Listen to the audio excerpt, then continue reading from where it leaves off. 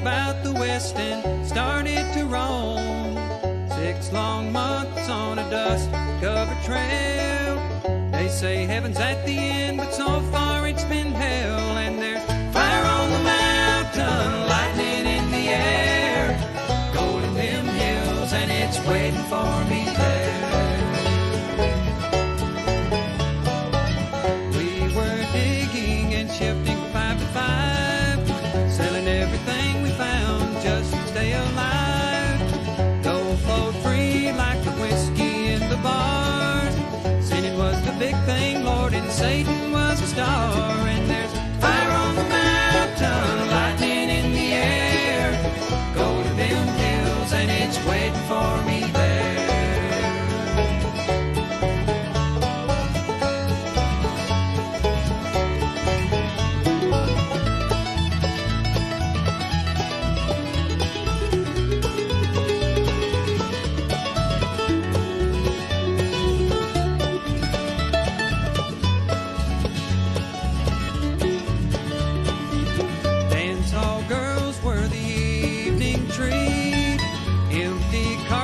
And blood lined the streets. Men were shot down for the sake of having fun, or just to hear the noise of their 44 guns. And there's fire on the mountain, lightning in the air, gold in them hills, and it's waiting for me there. Now my widow, she weeps by my grave. Tears flow free for her man couldn't save. Shot down in cold blood by a gun that carried fame, all for the useless and no good, worthless claim. And there's fire on the mountain, lightning in the air, gold in them hills, and it's waiting for me there.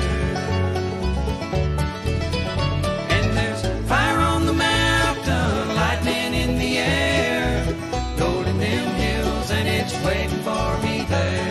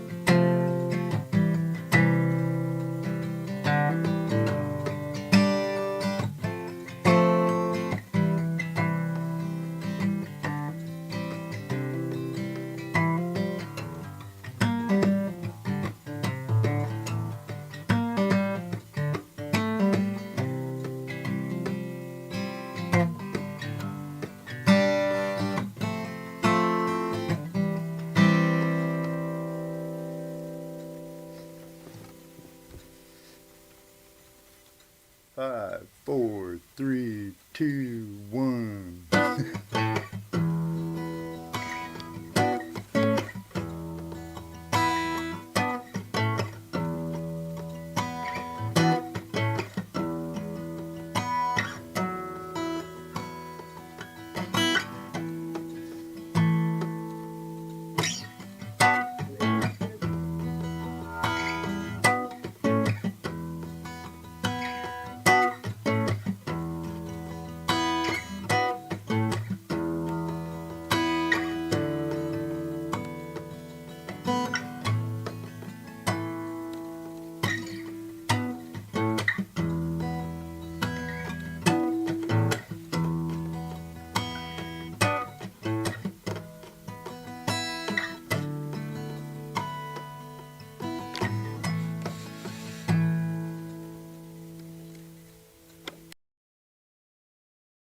Hey, YouTubers and friends, how are all of you doing tonight?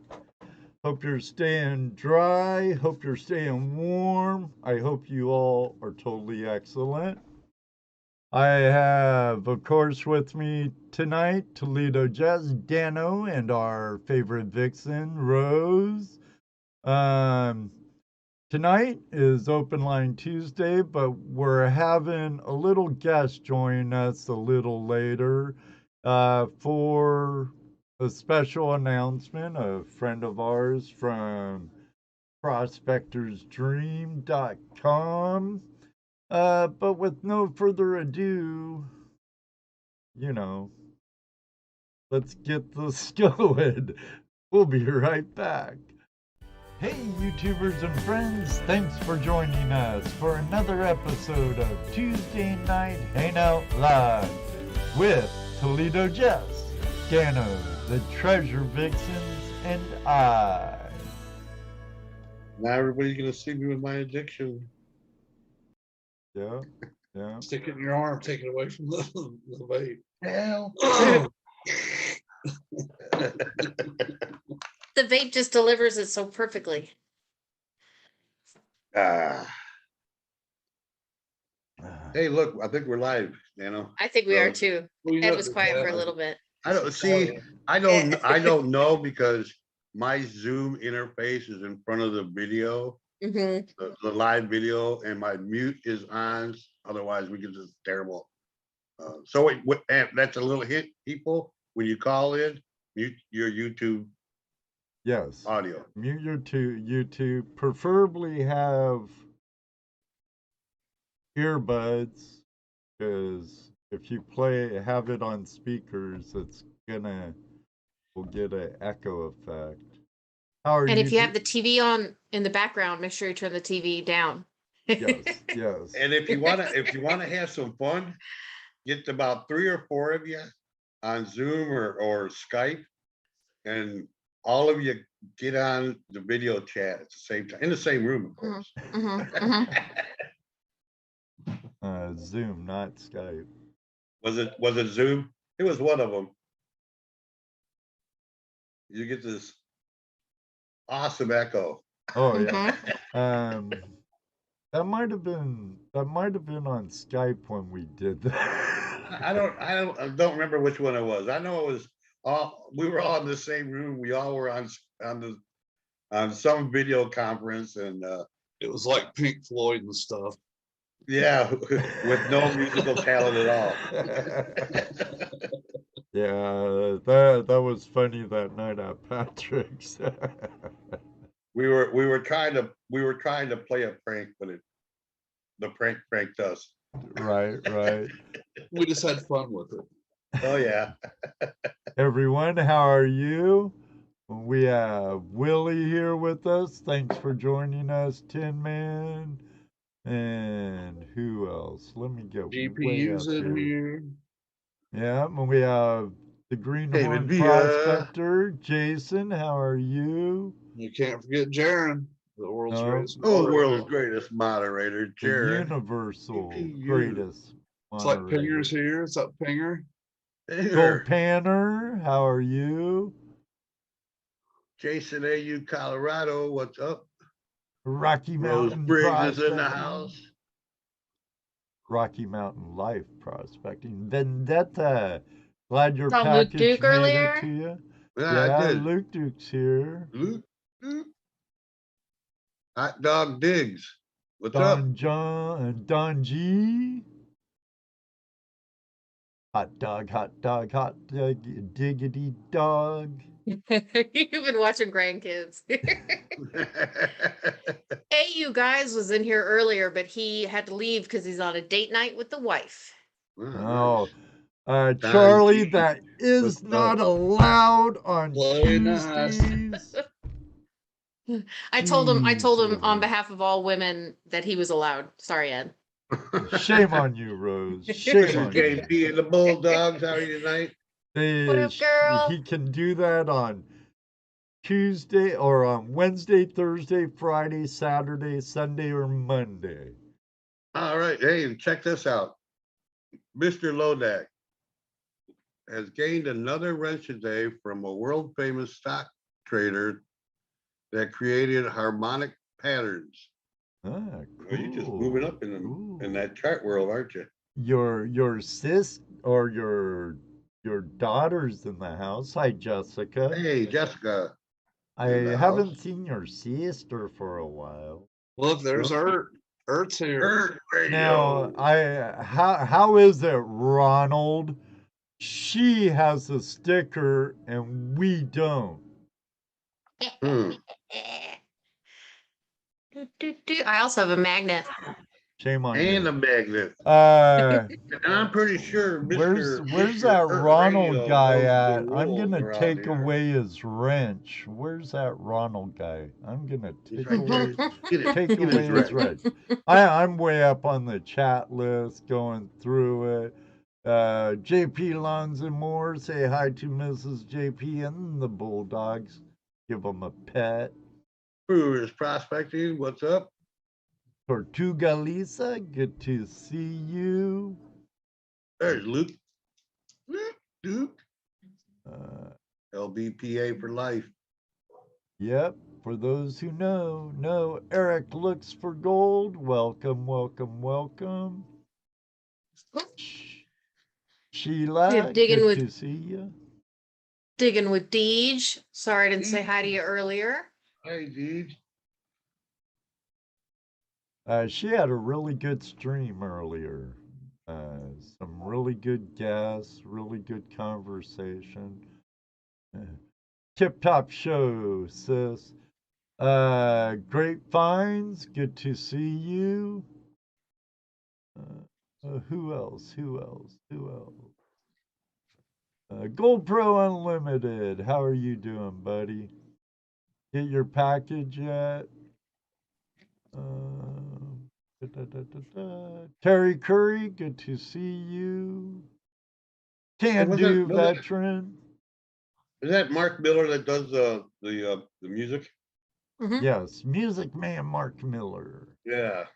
I got some lyrics for him. BC For our- Trails. For our dirty wet women. Oh, What's up, Uncle dude? one more pan, Derek. One more pan. What's up? Amethyst. Amethyst. Oh, Hey, Amethyst. little dirty Sluicy. Little dirty Sluicy. We called her Golden Locks because she catches the rocks. We don't want her to catch rocks. Forget it. Never mind. Washington Beach Mining, how are you doing? It's all right, Ed. We weren't paying attention. When do you? Oh, there's Ert. I gotta take Yeah, he's here. I know he was actually on time, but I have to remove him from moderation ship. Thomas you Folks, go. what's up, buddy? I took away your wrench. Fine. You know our addresses. Thomas Folks, how you doing, buddy? Good to see you. The Greenhorn Prospector, how are you tonight? I'm just joking, Ronald. Now I can't find you. I'll give back your wrench. Susan Hamilton, how are you tonight? Susan, Man. good to see you. Hey, Willie. That's good, Jason. Good to see you. Glad you could make it.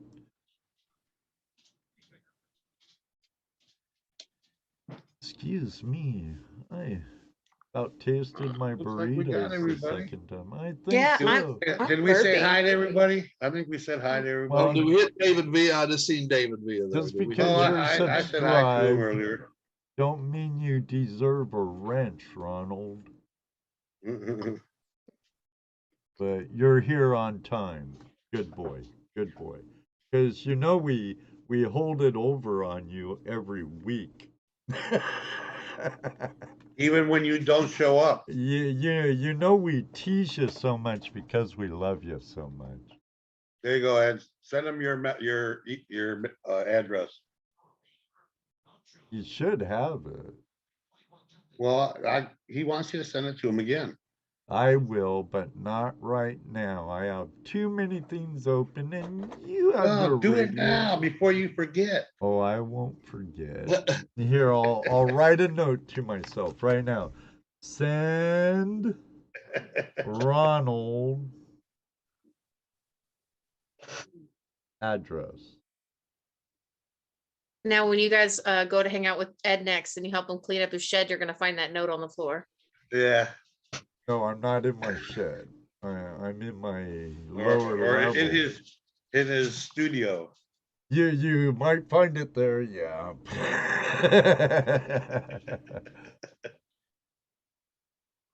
That sounds like one of those fact checks. Ooh, meatloaf. Well, it won't be in the shed. No, but it might be as dirty as it said.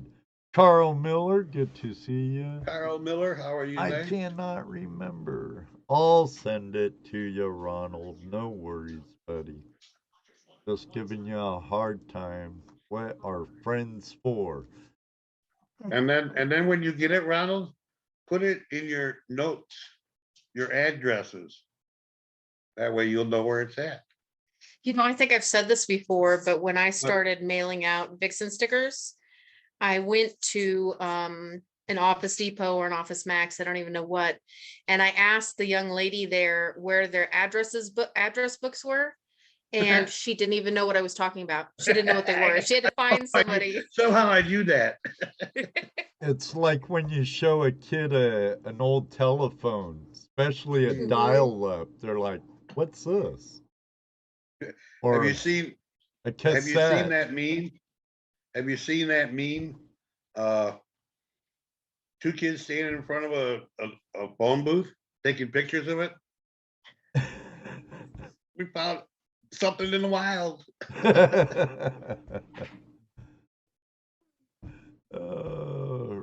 I know we've gone digital, but there's certain things that I feel old school on, like address books.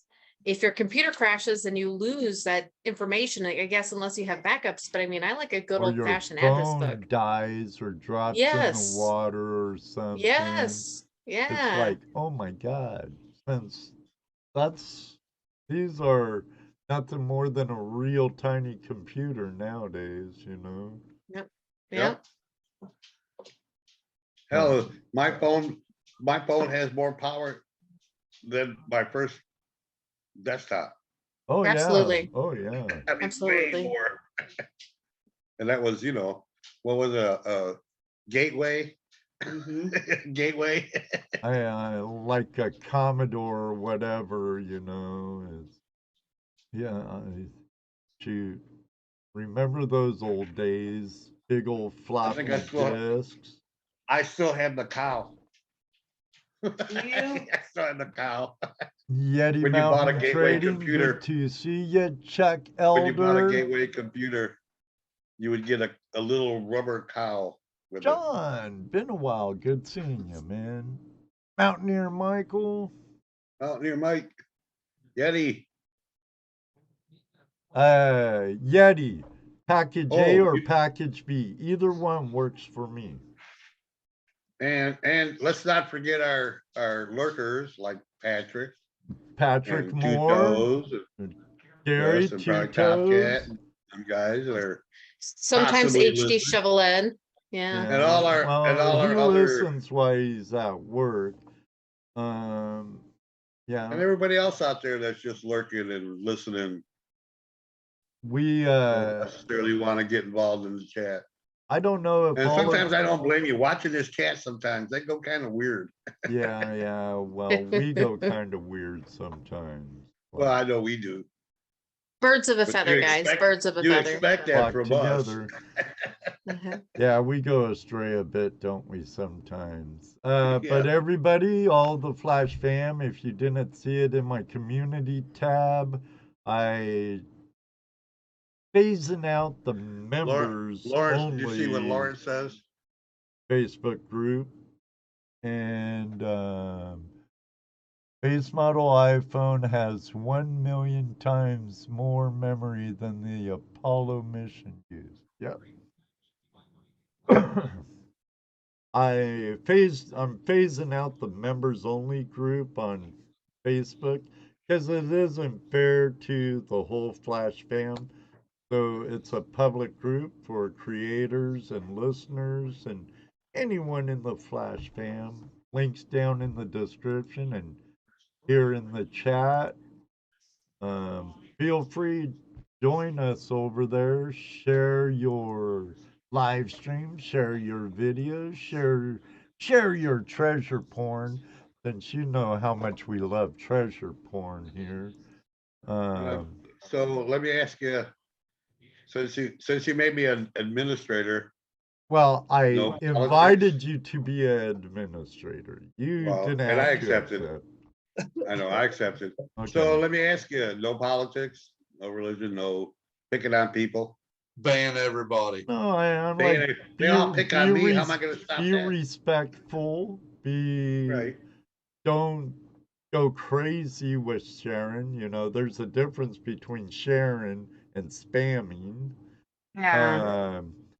You know, much like our show, we don't. What's a good way to start a war or a feud? Talk about religion. Pardon me. Or bring up politics. Right. Yeah, and be kind. Just be kind. You know, we have all different colors of brothers and sisters throughout the world. We all bleed red. So, I would say just show the same respect that we show each other when we have the opportunity to meet each other and hang out with each other. It's no different. Well, you know, you Right. can still joke around. You can still have fun. Let's not get vulgar in there. I don't think we're going to be yeah, it's too family upset. friendly, much like our show. Right. You know, you know when you take it too far. It's when Yeah. you do. It's when you do this before you type.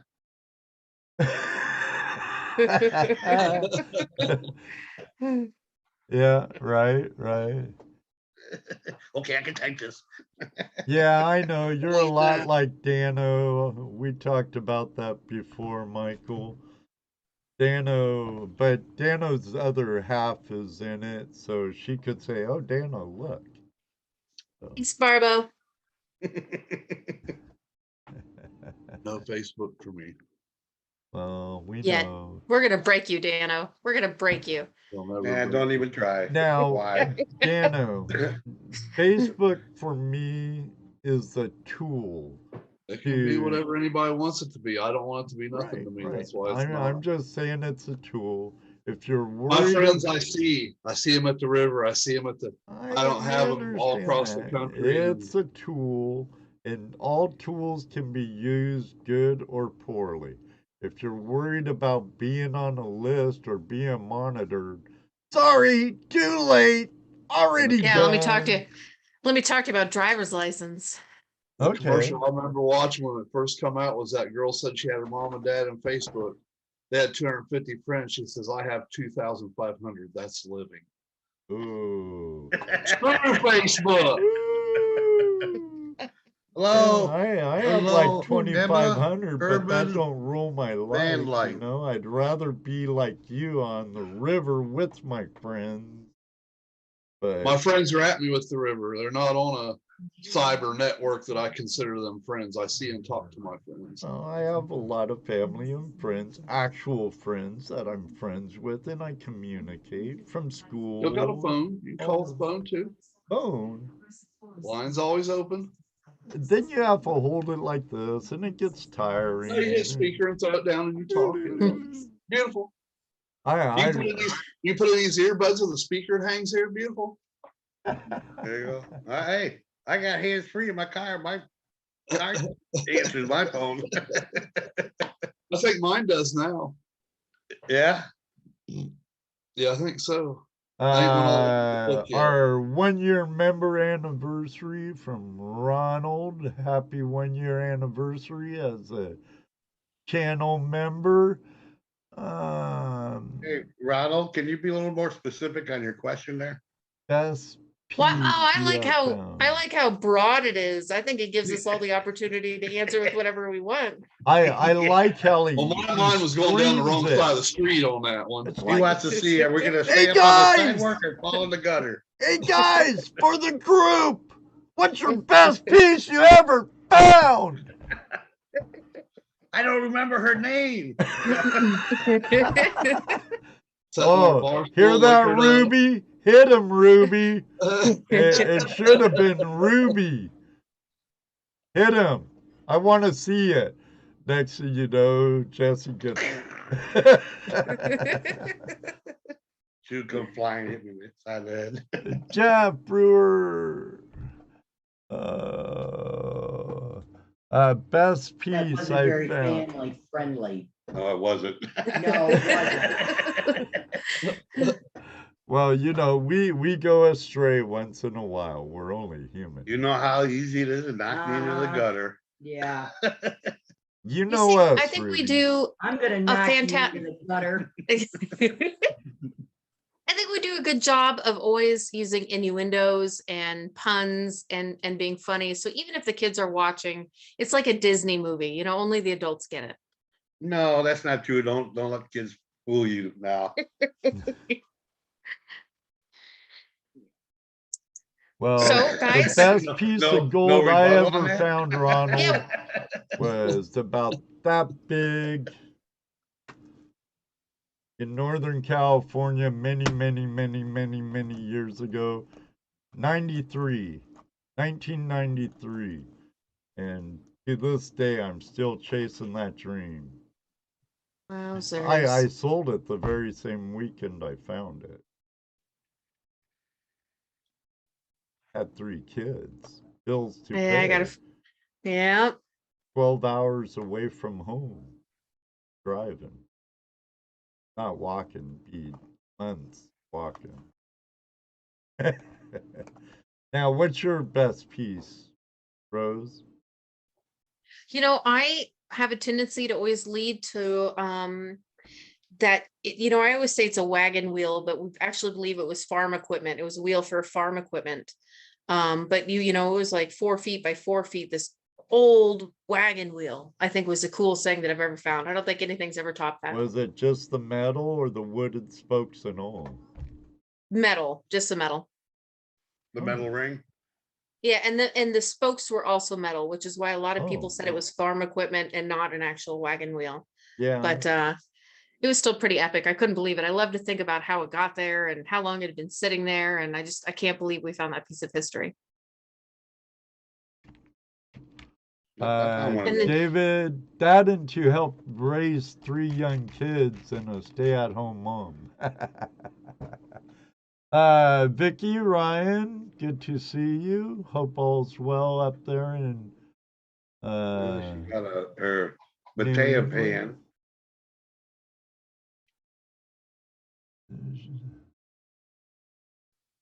She just got herself one of those Matea pans. however you say Was it. it a metal one or a plastic one? I have a plastic one. Oh, well, yeah, she was telling me about it. I told her, you know, practice. Jesse found a wagon wheel not Yeah, far I from did. my house. There's supposedly, Jesse, there at my own little private Idaho. There's, you know, where the fjord there, where we found the bottles and you found that Right. wagon wheel. Up on the hill, there was a house in the 1800s. And supposedly the owner Well, one of says these days there's. we'll get up there and do some metal detecting, huh? Oh, I want to, because Joe's found trade beads there, trade pipes, you know, clay pipes, found other stuff up there. Supposedly, in the woods somewhere, there's an old cemetery. I actually think there's a mound on the property too.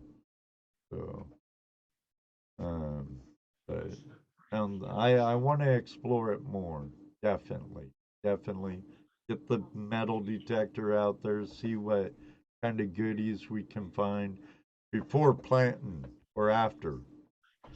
But because they do farm the land now.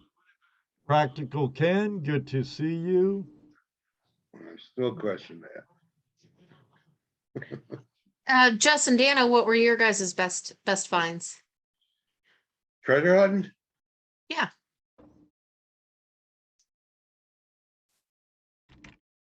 I don't know. The wagon wheel? I don't know. It's pretty cool. I vote wagon wheel. Well, yeah. I vote wagon wheel.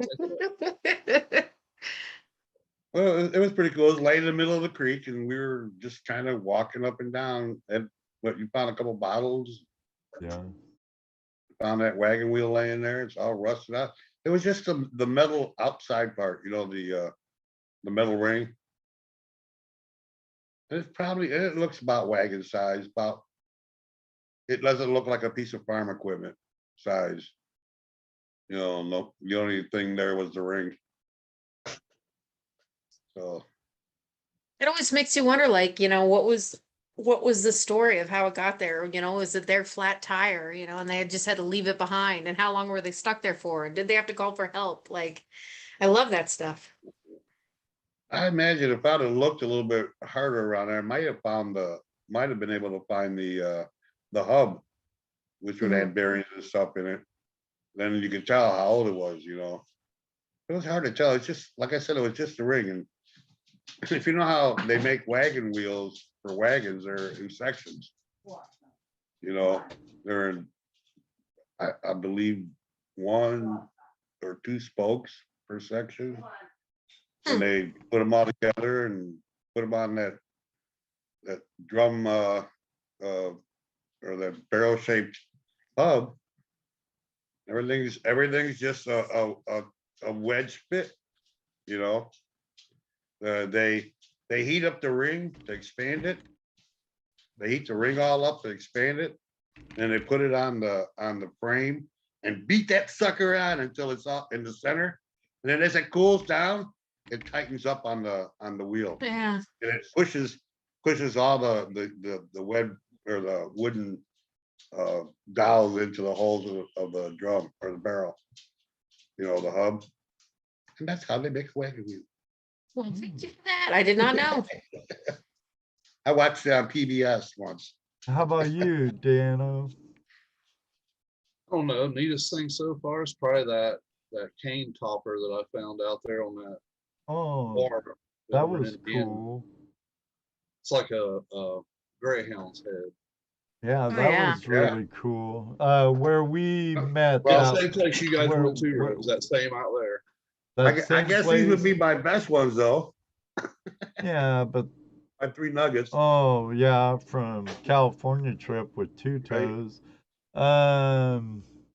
Neil, tell Emma to do it. Like audiobook sites and stuff, they do really, really good. Really good. Ohio Relic Hunter, good to see you. Neil, tell Emma to do it. Do it, Emma. Just do it. Now, I had something come to my attention. Ohio Relic Hunter, it does. It is riveted on the ends together. Okay, all of you Flash Fammers out there, everyone in chat, post the year that you got started in your treasure hunting, prospecting. I don't care what type of treasure hunting it is. What was the year you started into your treasure hunting rabbit hole experience? Oh, that's true. Into your adventure. I love that question, by the way, Ed. That's a great question. Well, that's compliments of like our friend 77? Gold Pro Unlimited. Oh, I thought that was you talking to us. Gold Pro, I'm sorry. That's a great question. Who's that? Just be cool metal detecting 2021 newbie. Welcome to the Flash, the Treasure Fam, Deej, 2010, Rose Briggs. Hi, Rose. 2019. Hey, John, how are you, Digologist? Tin Man, same year. Sean, 1985. Urban Life Explorer. Oh, come on, buddy. You do some type of treasure hunting. I know it. Your van life experience is a treasure in its own. I was just gonna say. I was gonna say. The Greenhorn Prospectors 2020, 1997. Hot diggity dog. 82, 77-ish. Right on, David. 1960. Jerry, how old are you, brother? 1955, David Villa, 55. He drove his Chevy to the levee, Yep. but the levee was dry. Actually, you know, when I think about it, hell, I've been treasure hunting since I was like 5 years old. 2005, Lisa, 76. Oh, okay. All right. Your font just looks so young. I would have never guessed that. I know. You believe all these? You believe all these old dudes in here are making fun of my age? Are you kidding me? Well, You still got them by a century. Yeah.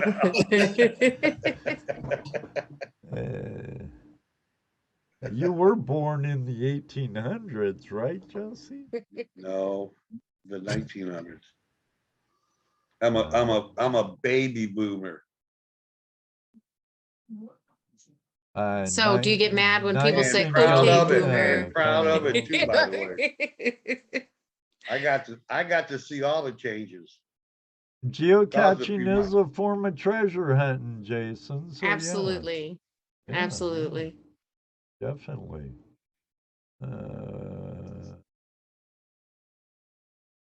Sixth grade, David bought his first whites with his newspaper money. Excellent. Heck yeah. Yeah. 2019 from Charles. No. There you go. Cool. 80s is the best years of all times, for sure. You know, I had so much fun in the 80s, I can't remember it all. When you include all the different types of treasure hunting there is, I mean, you think about it, most of us have probably been treasure hunting all our lives. If you get down to it, yeah, I started with my old man as a wee little kid. He'd wake us up early. I'd be awake already, waiting, bounce out of bed, ready to go to the swap meet, kids. Yeah. And he'd take me to antique shops and coin shops. But know what's funny? To this day, to no fibbing, to this day, when I walk into a coin shop, an antique shop, you know, a real antique shop, my hands go straight into my pocket until I actually want to examine something. Then they come out and back they go. I also keep my hands in my pocket when I'm doing the same thing at it. I don't know if it's, you know, like you're trying to show respect or what, but I typically keep my hands in my pockets when I'm looking at coins or treasure hunting in a store or something like that. My hands are always in my pockets. Same for me. The same reason too. My dad would say, you don't want to get caught. If you don't want to get caught or accused of stealing, keep your hands in your pockets. You know, beat me to it. You don't want to be accused of stealing. Stay away from. Don't hang out by the cash register. Right. You know, you don't want to be accused of stealing. Don't be where stuff's being stolen. Don't put your place in that situation. Right. I'll let Urban Van Life has a really cool question if you want to say it, Rose. Oh yeah. Oops, sorry. Got to pull back up the chat. Oop. Okay. So what's the most unexpected thing you have found? Now, Urban Van Life, I don't know if you know the Treasure Vixens or not. That's my YouTube channel. Is how I met Flash in Your Pan. But we are known for finding bags of female pleasure wands is what Tin Man likes to call it. Female pleasure wands is definitely the Well, craziest I finds. think I remember a video when you found a male pervert toy. Yes, so yeah, whether it be male or female, there is it's a mind-boggling how often they're thrown in the Yeah, water. you At have least in our some area. nasty, dirty people in your area. Mm-hmm. You know, next Mm-hmm. thing you know, Angela's gonna be bringing up some whips and chains and gags Right. I wouldn't be surprised. Rubber suits and rubber suits. Yeah. My friend Neil from Liverpool, he's he's from Liverpool, the hometown of the Beatles. Um, Great guy, urban van life. But the Beatles, Ringo. And Ohio Relic Hunter said bags of them, and I mean literal bags of them. Ohio Relic yes. Hunter, literal. Watch the videos. Not always. You'll but, know. yeah. You'll know which videos to check out. Urban you'll Van know Life which videos has a to check out. Hang question on, Ed. for you, Rose. Hang on, Ed. You'll know which videos to watch because there'll be an eggplant in the thumbnail. Yes, yeah. Yeah, yes, that is true. And Urban Van Life, no, just while we were looking for treasure.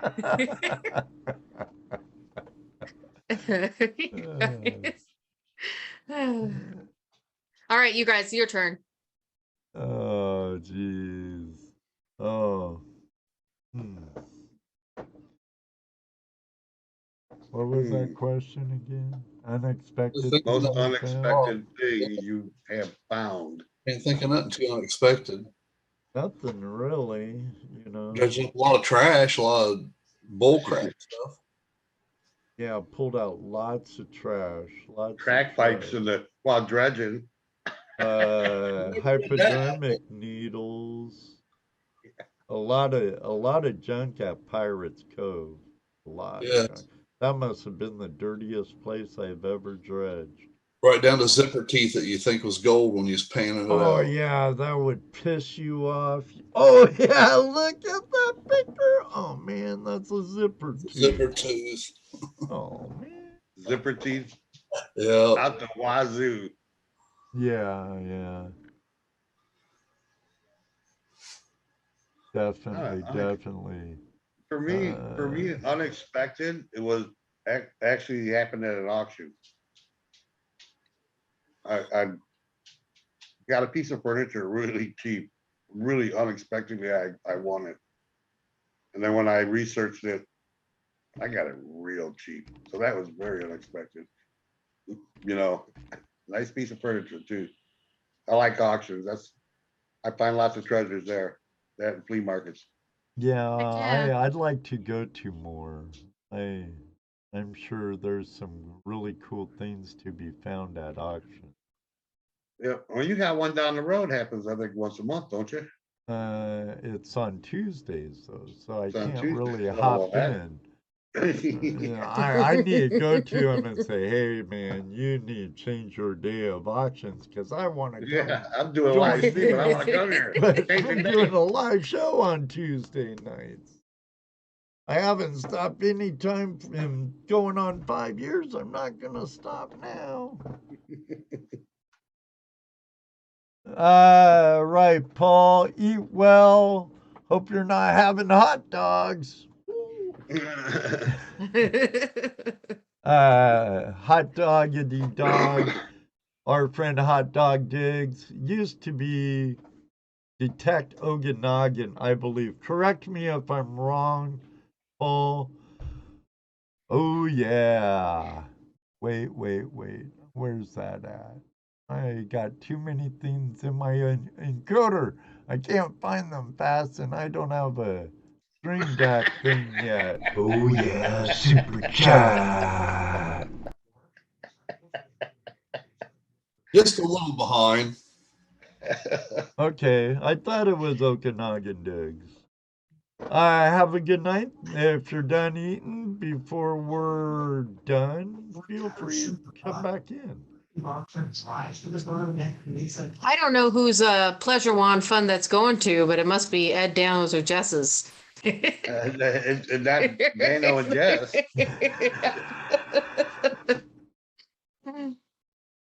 Not mine, sis. Not mine. Dano can buy all the pleasure wands he wants, or I mean, Ed can buy all the pleasure wands he wants with that. Go to the Bob Fund. Battery operated boyfriend. Yeah. I don't need one of those, Ruby. Well, you got money for it anyways.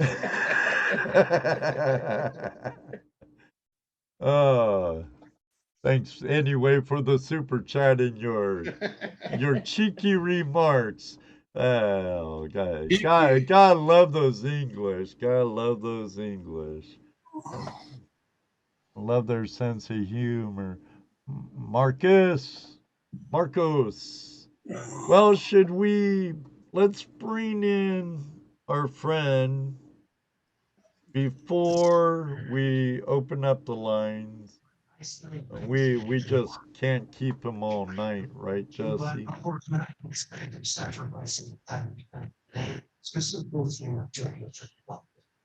Right. Right.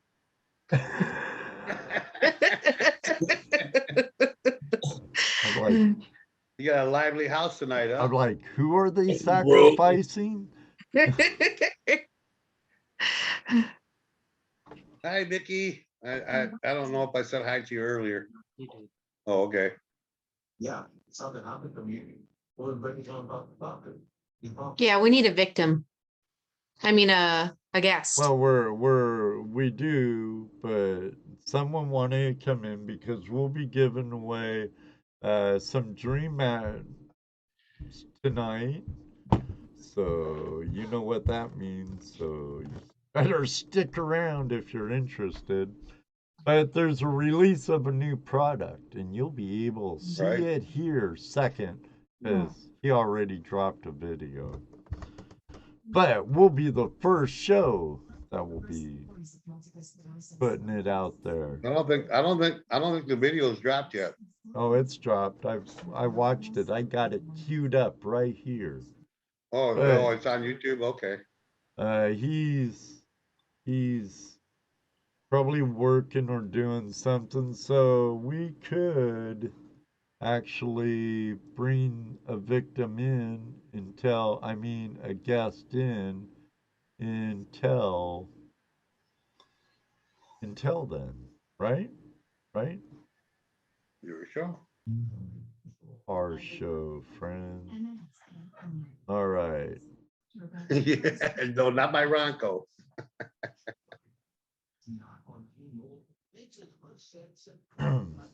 But I bet he could have sold a ton of those if he was still around. Yeah, no doubt that guy could sell ice to an Eskimo.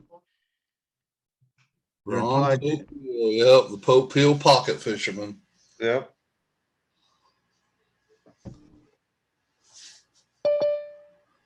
He had a lot of different. What was some of the other stuff? Potato peeler? Willie's coming aboard. I guess he's in the mood to be victimized.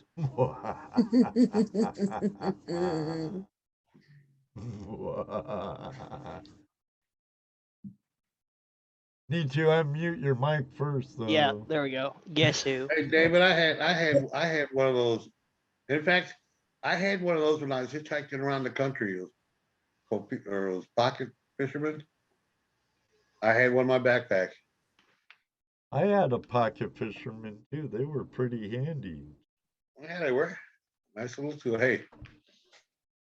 How you doing, Willie? You know how Good, to, if you know how to good, catch a actually. fish, if you know how to catch a fish, all you need is a stick and a line and a hook. That's true. That's true. Or a milk jug and a line.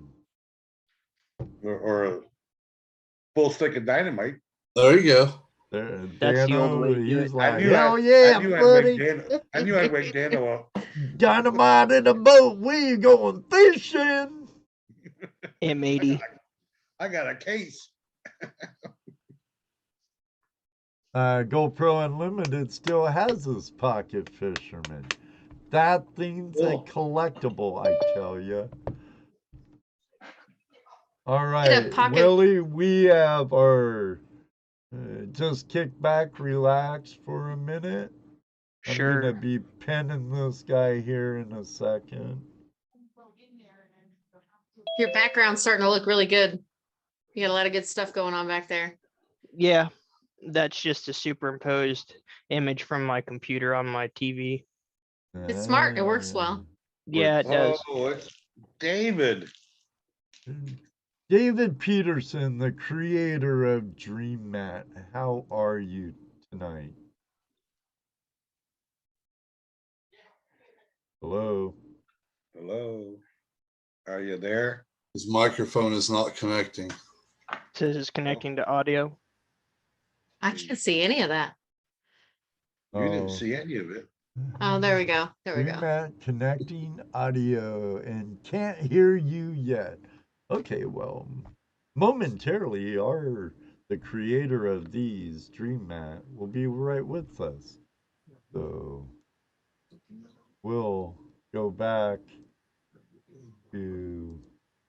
He's been on a half a dozen times, I think. You got to unmute your mic, Dave. Bottom left-hand corner of the Zoom interface. Down below. There you There you go. You got it. Yeah. Okay, now I can pin you again. Can we hear you? Can we hear him yet? I can't hear him. You hear me? Yeah, I Oh, hear yeah. you now. There Yeah. you go. Yeah. we can hear you now. Now we hear you. Now, can you All do me a right. favor, David? Can you What's that? turn your phone portrait? That's sideways. Oh. There you There you go. go. Yeah. Excellent. How are you doing tonight? It's amazing how you throw out a technical term to an engineer and he goes, huh? Everything's backwards and upside down. Yeah. You're fine. You're all right. That's okay. We're all a little backwards and upside down here. I was in the vehicle. Pardon me? I'm not. Being dyslexic, if I was in the vehicle. You know, I'm sitting in my easy chair rather than in a vehicle, or else it'd be over. Right, yeah. right. Definitely. So we understand you have a new product coming out. Well, I did. I just released it before the guys' little chat so other people could see it, you know, besides, you know, pictures of it and whatnot. And so me and Tim were goofing off and we decided to make like a cinema video, a little, just the cool, what do you call it? The crazy intro music, you know, like The trailer. Park and stuff like that. So we were goofing off and laughing while we're making this video. We thought it was pretty funny. So it's basically what we released is a new combination sluice that's a little bigger than the pocket sluice. A lot of people have been asking for that. And so instead of it, we thought about, you know, how we did the pocket sluices. We have a mini, and then we have a micro, which is a different. We decided not to do different sluices. And we decided to make the combination sluice because the combination mats have been so popular, you know, since we've come out with those. You know, a lot of people Right. had a lot of good, you have a lot of good feedback on those already. Well, that's something people have been talking about too from the get-go, is having some kind of combination like that.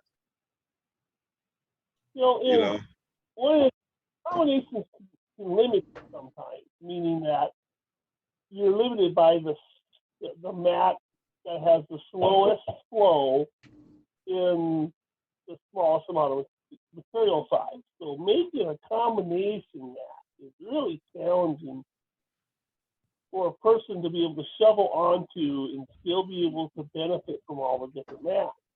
Right. So that's been kind of a challenge.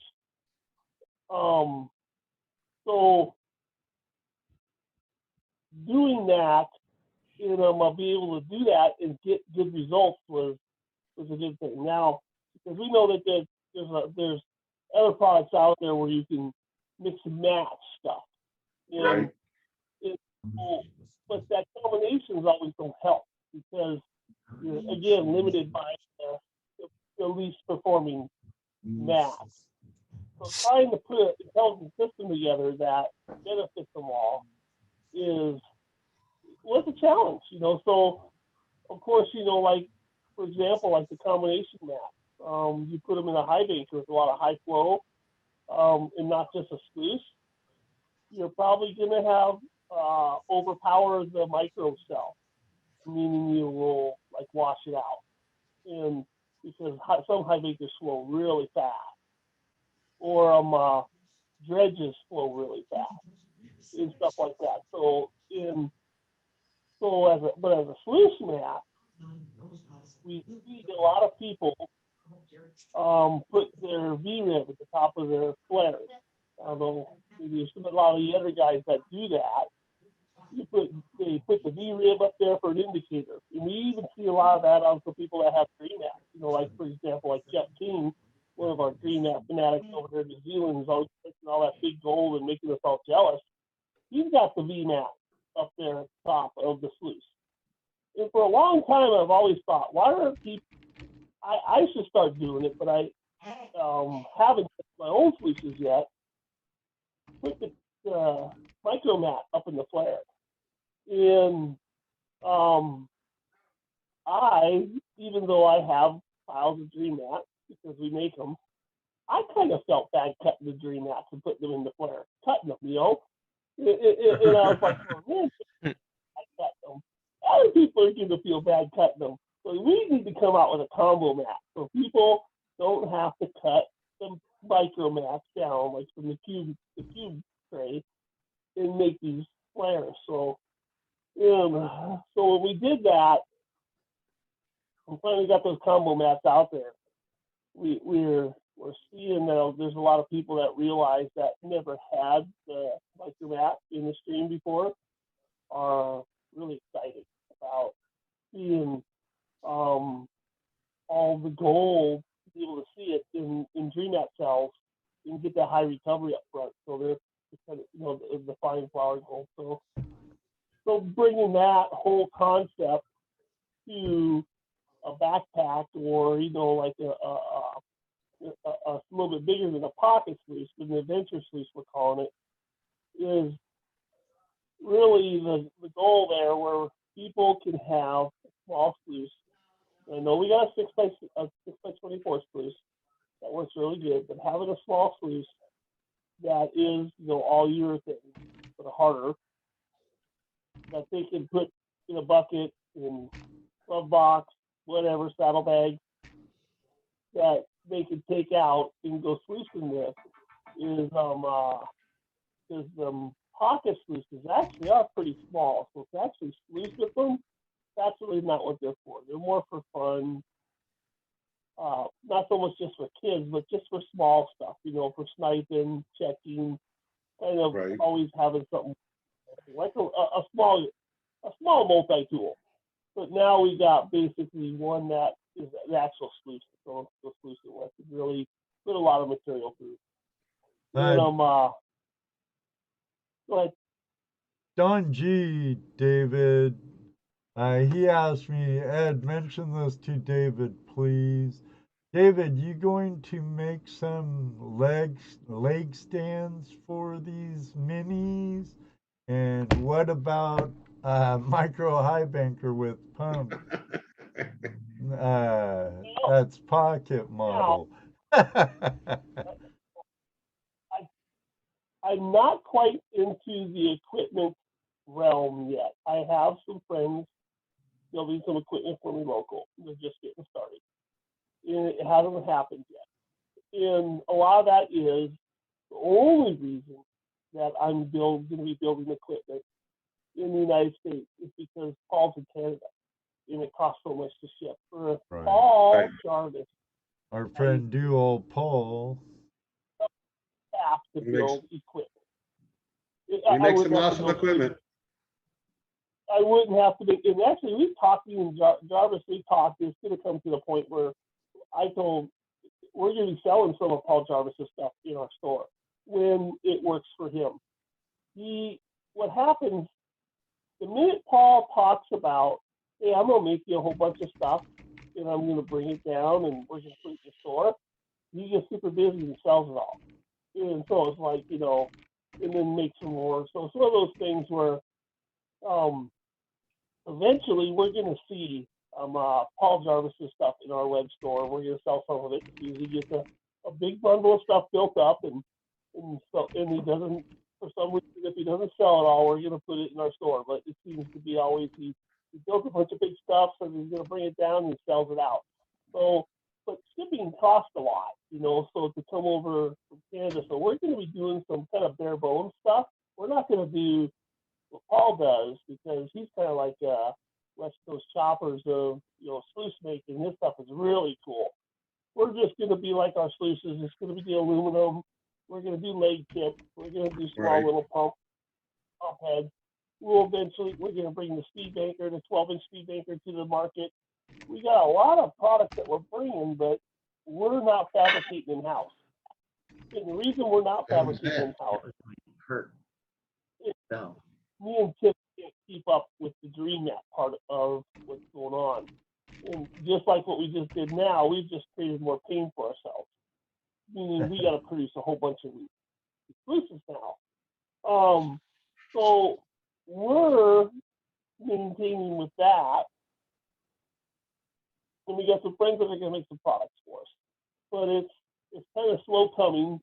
Because like everything, you got to start small and then get big, and whatnot. So, but it's coming. We're going to be basically stepping up. But one thing we do have, though, is you got to remember is that we have like a lot of distributors in the United States now. A lot, but we got like Crimson Mine. They're doing that distributor, and they have lake kits and stuff. Carolina Prospectors, High Plains Prospectors, A&B Prospectors in Arizona, Miners Sketch in California, Tom About Mining West. All these guys have lake kits. So I got a lot of distributors that I sell Dream Mats to that they do a good job selling Dream Mats, but they also have all these accessories. So that's one thing that people need to keep in mind. They can go to my distributor page and see who's a distributor, and maybe there's someone that and Gold Rush is a distributor. Gold Rush Trading Co. is a distributor of Dream Mats, and they make a little 6-inch little high banker and mini power sluice and legs and stuff like that with Dream Mats in them. Yeah. So there's a lot of people out there that already have that market and kind of are doing that and putting that in there, and that makes me not want to try and so much compete with a lot of these already existing products that people have and stay more in the mat realm. And only really I want to come out with some equipment that is either like it's so simple I do need it to have it in my shop, or it's different and original, and not try to we have other mat makers that have basically made a whole bunch of high bankers and sluices and dredges and stuff like that. And really, if you look at what they're doing, they're actually better at that, building the equipment, than the recovery part. And that's kind of their main thing. It's like the King Dredge. Is a staple out there. And so why would I try and build a dredge, and compete with that? Got a nice staple out there. They do a good job. It's a good piece of equipment. It's standardized. You get it for a good price. We're just going to put a Dream Mat in. You know, we're just gonna go for that better recovery. You know, I'm the one who's got the lockdown on the technology, so it doesn't allow them to have it. So from doing that, you know, so that's what we gotta kind of look at is what are we gonna be good at? And what me and my brother want to be good at is that recovery, on the mat recovery. That's what it's about, that goal recovery. You're trying to figure out, like this, what we just did now, this little sluice. We wanted to have a product out there because we see a lot of the other products out there. We see them on Amazon, and we see them a lot of places. And we get a lot of these first-time buyers come in and they buy them because they see this, oh, that's a cute little sluice or whatever, you know, and all this size, and they go in and they buy these things, but they don't think about, and I'm not trying to, one thing I'm not trying to do right here, I'm trying to not talk, but we really gotta look at what's really happening, and is what we're doing. It's like fishing. You know, there's that old saying, there's some lures that catch fish, and there's some lures that catch fishermen. And we're trying to build our reputation solid, not be able to shift at all around gold recovery. And so that's our reputation, and that's what we're staking our livelihood on. We are. Our whole livelihood and existence is based off of, we want people to know, if it's a dream mat, that gold recovery is there. So we see a lot of these smaller sluices, and they're the technology that's been there since the 1800s. Nothing's changed, except for spit out plastic, tape out plastic. I'm just saying it like it is, because it is. We're seeing there's no change. And what we're trying to say, there's no any nothing new as far as sluices. They're basic design. You can, and that's what I suggest to people when they don't know what size. I said, just get one and have a box built around that mat. Have your box built around that. You don't have to cut it then. I do have a question from the room about the new adventure sluice, David. When are you gonna start posting? When is it gonna be put on your website? It'll be tomorrow. I'll get to it tomorrow. I just didn't have, behind the scenes, what's going on is we're having a series of unfortunate events. And the series of unfortunate events is this is spring, and all the distributors are stocking up. and also my brother goes on vacation for a week in Jamaica. So and so what we're seeing here is the perfect storm. And we thought like double ordering resin orders would be enough, and we're not even, oh my gosh. You're not even close. We're so super busy, and it's a good problem to have, and I'm not complaining, except for the fact that you're working long hours and stuff, but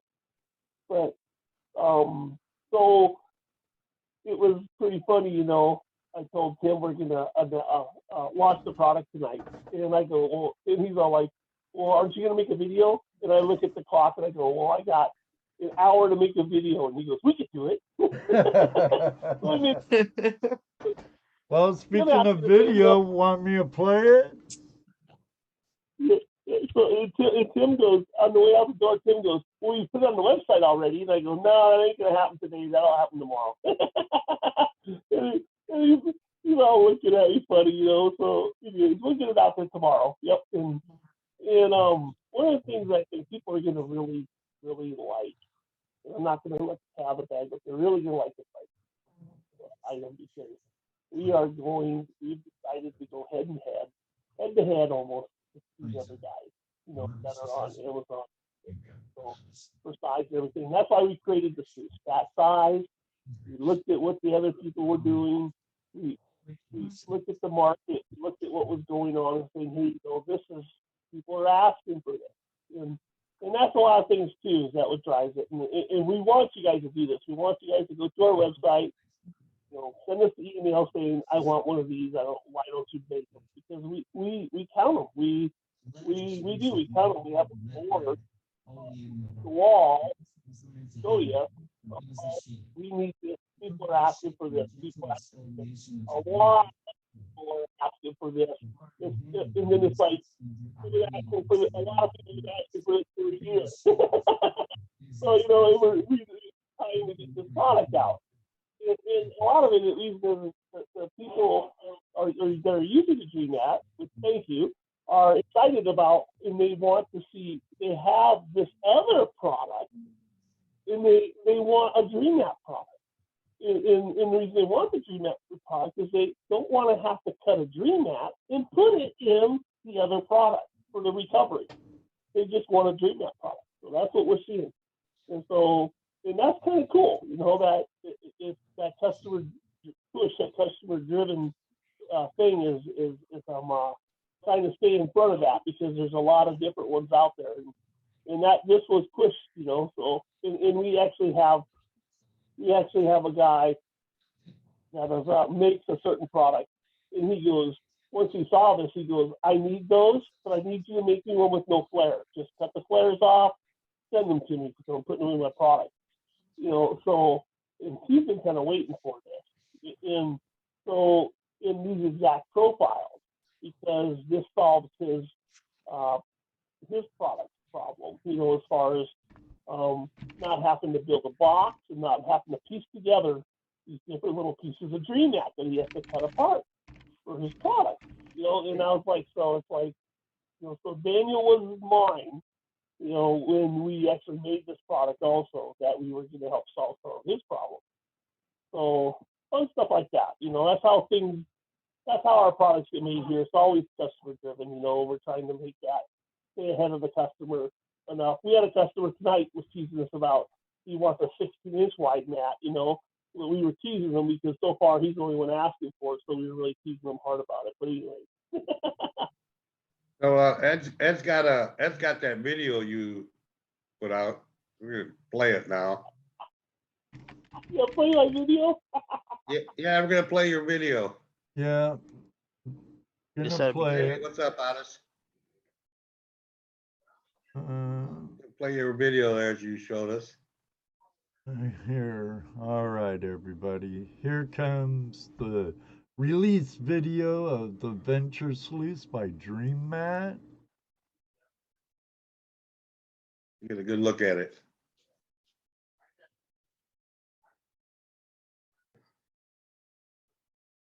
I like your new sign, David. That's good really logo. cool. There's no volume outburst. Here it comes.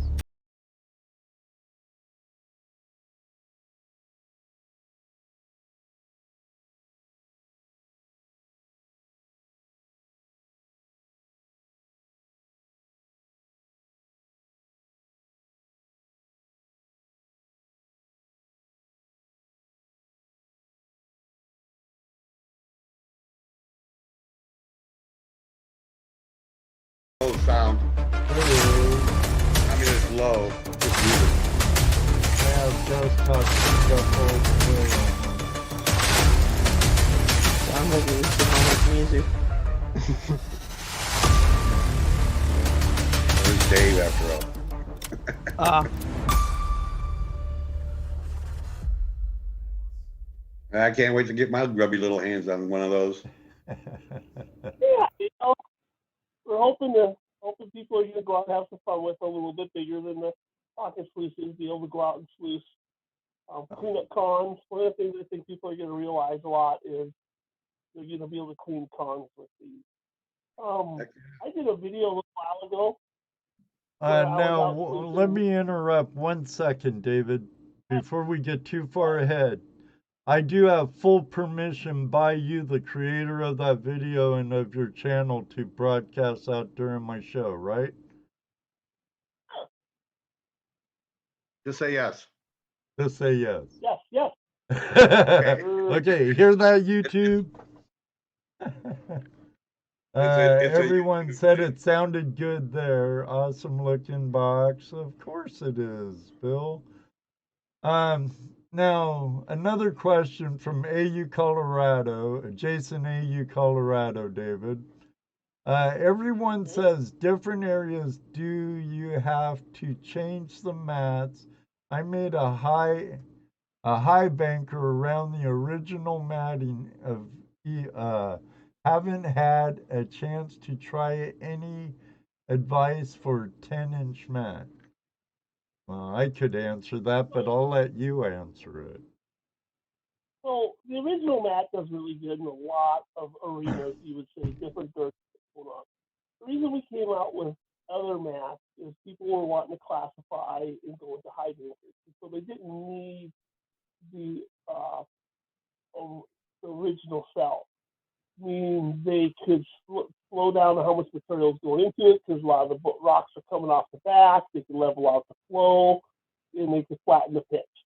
So a lot of people going after this really, really fine gold, even though the Dream Mats blew their socks off compared to what they were using before. The regular Dream Mats, in that mini pattern got developed in the cube, which is a slower flow, even though it was a steeper slope. So basically, the regular Dream Mat is going to do good all around in about any piece of equipment. And what people are going to see is they're going to see a little bit better recovery, especially if they're classifying with the mini cells, because they got more cells that are going to grab it. And then also, like if the person wanted to throw in the combo mat. And a lot of reasons that person would throw a combo mat in a high banker is if they are looking to really gauge and see what they're doing in an area. So you're digging for a little bit, you turn off your high banker, you look down on the mat, you're going to be able to tell by looking at the micro mat, are we getting good gold recovery? Because you're going to see the gold right on the mat. And that's going to be a good indicator, So that's going to allow you to do that, And so, like a dredge mat is for really fast flowing water. So someone's got a high banker for whatever reason, they like a lot of flow, and they're really moving a lot of material. They're being very aggressive. So maybe someone like Dino, Dino would have to shovel like crazy with a bunch of people, move a ton of material. So he's put like a dredge mat. And that way you're going to make sure that with the faster flow that you're going to do a good job trapping that fine gold, because it's meant for that fast aggressive flow. That's why it's called a dredge mat. So we put that in the dredges, where we got a lot more velocity. So there are differences, but the regular mat, believe it or not, a lot of times when I go out prospecting, I still just use my regular mat in the stream or in a high bank, because I enjoy it so much. I like using a regular mat because I can just shovel right into it and just keep shoveling. If I was physically able to sit there and shovel into it all day long, it would be great. You could do that. Just shovel straight into it. Well, no classifying, no nothing. 12-inch mat puts the hurt on me all day shoveling, and so I have two 12-inch sluices, and sometimes I put them end to end just for fun because I have to. But sometimes it's hard to play. But I was doing some sluicing with a 10-inch Bigfoot sluice last summer, moving some rocks, which didn't go very well because the rocks weren't agreeing with the fact that they were supposed to move. So I really didn't move as many rocks as I thought I was going to move. But when I was doing the cleanups on the 10-inch sluice, I would dump the cons into the bucket, and then I had my 6x16 sluice with me with the micromat in it, and I would just hold the micromat in the water just to get enough water to go over the mat, not deep, or set it up with a rock or anything. I would just hold it in my hand, and I would dump the pan onto the mat and just let it sail off into the stream, because that's how solid the recovery is on that micromat. I knew I wasn't going to see anything. And it was amazing how fast my cleanups were, because now I had just even though you hardly got any cons at all, from a 10-inch mat, a 10 by 24 mat, I could easily pan it out and find my nuggets, but there's still all that fine pixie dust gold. And you got to go through all that black sand and everything when you're out in the field. And I didn't have my magnetic separator with me, so I just dumped the cons right there on that micro mat, and then I put them back into the pan in a couple seconds. I was snuffered and I was done. There you go. A lot do a lot of people don't realize the dream that really helps that person that's out prospecting and moving around, and there's a very, I don't want to make it sound like, hyper, but we're very active or very mobile prospector, where you're out there and you're moving around a lot, you're going to a lot of different places, with checking here, there, and everywhere. And you don't have to deal with huge amounts of cons and long cleanups, and you get your goal really quick. And the advantages of that are so good. And but really, what I want to stress on, there are some other systems which a lot of people tend to use that are mobile like that, but we're talking about the recovery rate of that fine gold, that pixie dust. That's what we're targeting, that fine gold. That's what really kind of started this whole dream. From the beginning is go out, like in Ohio, and Ed, of course, and other people where there isn't a lot of gold. And like Caleb did Kansas and other places where you don't hear people talking about going out prospecting for gold. And also, you got to forget his first name, the Mr. BC Pepper in Iowa.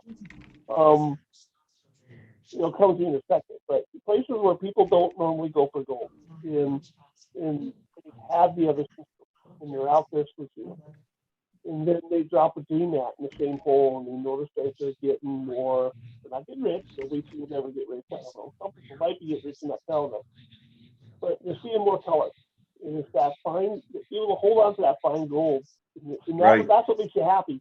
Is that when you go out, it's kind of like fishing. Yeah, we're not getting rich, but at least we're catching fish.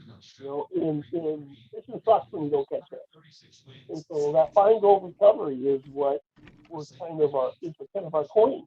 That's what we're about. And I know a lot of people don't know that, but hopefully they do, give us a try. But and also we got to give away one of these sluices in this. Ed's got an extra sluice, so we'll have to give away one of these sluices since you guys have been so nice to let me ramble about this stuff. Well, if you don't ramble on about it, we will.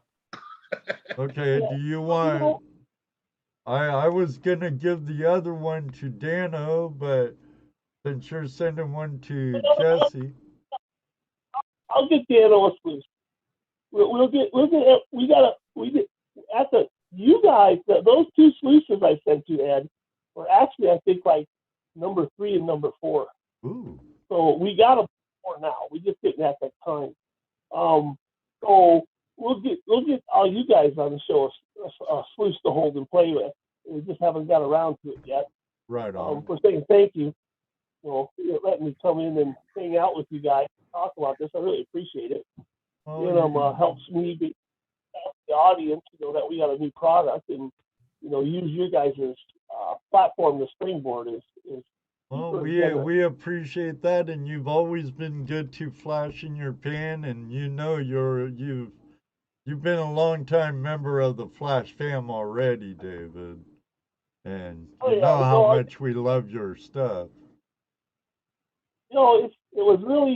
It has been. It's been great, and you and Jesse and Caleb and have really when I was young, we were doing the Dream Act. We're just starting out, and you guys really enjoyed the product. That was neat, because that was exciting. That we had some people that were. It was exciting for us too. Well, it was for me for sure. Running into that, watching you develop from that monstrosity of a sluice box down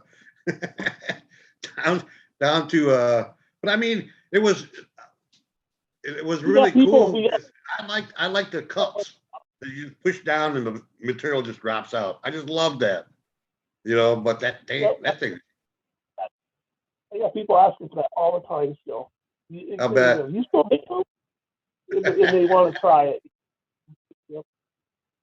I mean, talk about an easy clean out, man. Just even while it's running, just poke your finger down there. Doop, all your materials. Oh, that one, that was in the heyday. Jeez. Right. Yeah.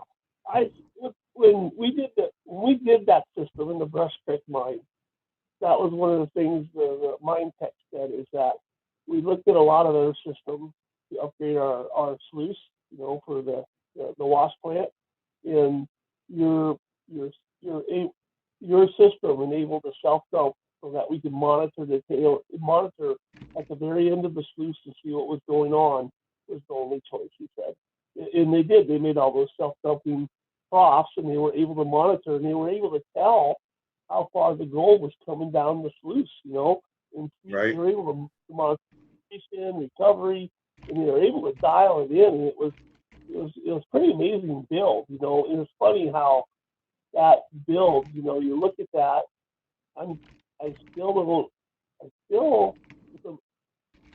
the hand of time turns slow.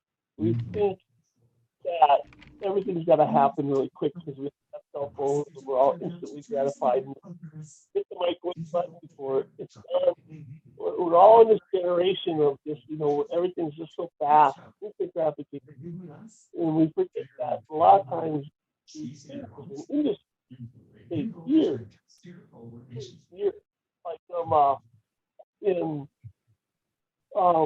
we don't understand that it's just the 1900s, 120 years ago, there were no cars. Barely, it was like, what was the first Model T was like in 1907 or something like that. Anyways, in the change from the tubeless tire to the tube tire to the tubeless tire, you can still go buy inner tubes and put them in a tire. They're still around. It's a transition. I bet you every tire maker out there was laughing at the person who invented the tubeless tire. That company, and saying they'll never catch on. And then same with brake drums, drum brakes versus disc brakes. Oh, they'll never catch on. But then it takes time, for the industry to. And a lot of it is it's all about results. It's all about, does it stop quicker? It stops quicker. So that's why they always did disc brakes, better. Same thing, And so there's always, it takes time for people to gravitate towards new technology and for them to absorb it. And I think a lot of the reason why I'm talking here today and have actually quit my engineering job and now we own our own business doing these math is the results are starting to be seen by a lot of people. So that the demand's there for that to happen, and it takes time. I think, of course, the day I invented this thing and got it out there, I couldn't just quit my job. It's not like it was all just fell into my lap, because it takes time for people to see, is the recovery better? Does it work better? And for them to make that decision and to see where people are moving towards. And, I get, not every day, but it seems like I get the phone call about once a month, but I get a lot of emails. But you get a lot of emails. People get a lot of emails anyway. So I get the phone call about once a month. There's people in the chat. There's people in the chat room saying they appreciate your customer service too. Love being sent your way for sure. Excellent. We can't be a business and not be available, especially an internet business. You've got to be able to sit down and dedicate a part of the day to answering people's questions, talking to people, or listening to people piss and moan because they have a problem and they're upset, but they don't know why. Right. So you sit down and you do it in the morning, and then you do a little bit right before you leave. To catch just those few that come in late, so they don't have to sit all night and be thinking that no one's listening to them. You got to have that customer support. But I get that phone call about once a month, and a person will basically call me, and it'll be a distributor, or a person who has a prospecting store, and they'll say, hey, we need to start selling things now. And I go, okay, cool, that's great. And I go, so what? Why are you wanting to sell the maps? Because I asked him, he goes, well, we just get tired of people coming and asking us for maps in the store. One more person ask me if I sell dream maps, I'm gonna, I'm gonna spit. So we just got to start selling them. And that's exciting because that means there's people out there that are looking for the product in their local stores. Right. That's And really that's cool. And I actually had a call, just actually yesterday from a store up in Alaska. And it's exciting to see that people are looking for the product, besides just on the internet. So we got, and here's the best part about your business is that it's all not only customer driven, but customer advertised. It's you're advertising through customers. You're not going out there and coming up with the slick tagline. Although I see your new tagline there, but I mean, you're not letting that sell your product for you. You're letting the product sell itself.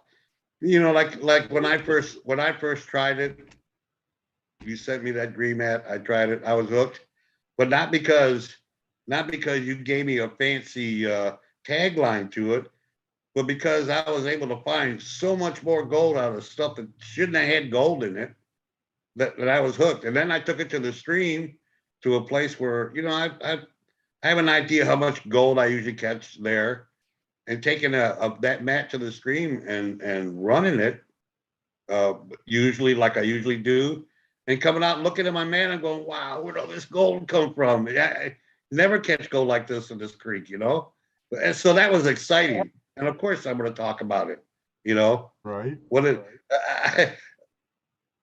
I have to repeat something that Mike Pung said the other day. He said, and I just thought it was so funny. He says, gold is the only thing that a man is proud to brag about how small it is. True to that. Crazy. So, a new prospector, and he has joined, of course, being able to join forces and run the business. But he's a new prospector, so he's hearing a lot from me. So I'm there every day with him, so he gets a lot of Dave knowledge, but you can only absorb so much Dave knowledge before you just laugh or pound your head against the wall. So, anyways, we're developing a new product. I won't tell you what it is because we haven't actually released that product yet. So we got a lot of product development going on. And so we're developing this new product, and I'm getting the product to this one point where we're actually just, for the first time, looking at the shape and the form of it. And we're looking at it going, yep, I like it. I'm sitting there going, I like it. And he goes, have you tested it yet? I go, no, I think it's going to be pretty good. So, and then I come back, this was Friday, I come back Monday, and here on the bench is this crazy tape to this one sluice, my product taped on the end of it, with this pump hooked up wrong, with these tubs all things. So Tim set up this test bed, and he ran some material through it, because he had some material he had gathered over the summer during fly fishing, had been waiting on to see if there's any gold in it. So he runs his material, some other material over it. And it was the wrong angle, it was flat, it was tilted to the side, all this stuff. So I come over and I'm looking at this test bed and I go, so how'd it go? He goes, well, I don't know, it didn't work out too good. And I'm going, it's probably your test bed, so it's kind of getting wampus. He goes, well, and he puts this weight on it. He goes, well, I didn't have the weight on it, now it's straight. See, and he's all trying to show me this stuff. I go, let's just run the material again, let's take a look at it. We ran it. And I was looking at the sluice, watching it run, and he's going, you know, talking about it? I'm going, yeah, talking about it. All right, let's put some good material in this, test it. Material with gold in it. We know what's going on. Put material in it, we run it, we look at it. He goes, what do you think? And I go, I didn't even think about this for a while. At the end of the day, I'm looking at Tim going, we're just going to have to throw that out. The results just aren't there. We can't release a product just because it looks awesome, but the results aren't there, and I thought for sure, see, in all my other products, we never really were how it looked according to people. And the look kind of got developed because of the results. And it was kind of this neat looking look that everyone's ever seen before. It looks like alien technology swirling around all this stuff. But this one, believe it or not, when I started developing it, I actually started putting some style into it. And it didn't work. And it got called out. And we're actually redeveloping that product. And that is really where it needs to stay. It needs to stay in if it have the results that our customers are going to do, like Jesse said, the word of mouth. Are they going to say, man, you got to try this? It really touches the gold. Because we know no one's going to say, you got to try this because, hey, Peterson invented it. And he's kind of a cool dude. No one cares. Or, hey, this looks kind of cool, you know, but that's the lure that catches fishing and not fish. You know, and so, or, hey, I call this, you know, this fancy super Alaskan river catcher sluice, or Bubba sluice. You always laugh, you know, how come we don't got a Bubba sluice? And I think we do, though, because I think actually Ed and Jesse went and did some work with a guy who owns a fab shop where I think it's called like Bubba Sluice or something like that. Anyway, Buckabilly, yeah. Buckabilly. Buckabilly, that's it. I laughed when you guys told me that too. I was going, so there's a guy who wasn't afraid. His product must be pretty good because the name kind of would drive me away. Anyways, Buckabilly. Anyways. Yep. Buckabilly. So he built that sluice box. He built that sluice box, that river sluice box around your dream mat. Yes. You know, put a step in it. So all we had to do is slide it right up to the end of it and it was good to go. You know, and that's the other thing about the dream mat. You really don't need much to hold the front of that down. The weight of the mat, pretty much, as long as you don't have water flowing underneath it, that mat's staying down. So you know, like one of the things that I did in the beginning too is I promoted people that were building equipment around the dream mat, like Do-All Ron from Ron for the Hills Mining, because they build it around that product. Luke, and it makes a difference, I think. You know, first of all, you ain't got to cut it. Nobody wants to cut their mat. You know. And I was laughing when you were talking about, you know, buying a piece of dream mat and building equipment around it. Every once in a while, I get someone who emails me and they're all already complaining the fact I don't have a mat that fits their existing box. And some people email and say, you know, do you have a mat that size? And they're not complaining, but then we get the people they email and they're complaining already, you know. And so usually what I do is those people, you know, because I figured, hey, you know, if you get to give it to me, I get to give back. You know, I got customer service, but I also got, you know, I'm a smart aleck. And I usually say, you know, if you just sold that box or hung it on the wall of your shed and just bought a new box, you wouldn't have to cut the mat. And then I send off the email for the response, because I'm just waiting for the response to come back, you know, where the person's going to, you know, say, haha, very funny. That's somebody that did email me back today and said, yeah, very funny, Dave. I'm not going to buy, you know, another box. You know, I just cut the mat, and I'm going, yes. You can cut the mat. Well, you know, here's something else. You know, a lot of people don't realize that your neighborhood fabrication shops, you can go to them with that mat, and they have scrap pieces big enough to build a box for you for a couple bucks, you know. And they're not usually you're going to pay for the labor of bending your aluminum because they've already been paid for the stock, and it's scrap, right? For little jobs, that's a little job. You could come out of a fab shop like that for $20 with a box built for your green mat. That to me is worth it. What is on our Sluice boxes. The reason we started selling Sluice boxes was not to make money selling Sluice boxes, but to at least let people have a box to put their mat into. And if you look at it, the mats cost more than the box. Yeah. So that's full price. There's basically hardly any profit margin at all on our Sluice boxes. The reason we do that is so that we want people to not have to feel like they have to go buy a brand new Sluice from another brand that's already got all the guts and all the other stuff in it and gut it out and pay that cost for that stuff just to put green net into. So me and Tim talked about it. So I said, the mats are our thing. We do mats.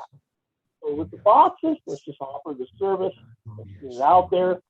Simple clamps. We're not even going to put handles on them. They buy their own dang handle. Like, let's just make this as affordable as we can so people can get into these green mats. And they can go from there. Wherever they want to go, they can go up from there. They can get a Facebook box, and but a lot of it is looking at the customer base a lot of times is that there's a lot of people out there that they don't want to spend a whole bunch of money. And the reality is, I don't want to make it sound bad, but the box don't get sold. The mat does.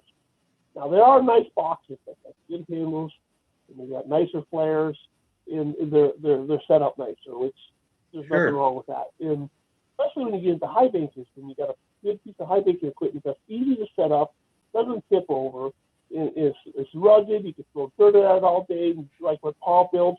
There is an art totally into building stuff. And so I wasn't trying to degrade saying that, this equipment doesn't, a good piece of equipment does work well. Right. What we're just trying to do is offer this bare bones, get it to you so that people can hurry up, buy a box, get Sluice, and from there on they can take their hobby up. Because in any hobby, you always start out at the bottom, and then you kind of work your way up. If you really get into the hobby, most people do, not everybody. Before you get out of that hobby, you really don't get into it. It's like the first guy buys, he buys his first pistol, and then he moves up to the point where he's in the league shooting the pistols now. He's got this crazy pistol with all these attachments.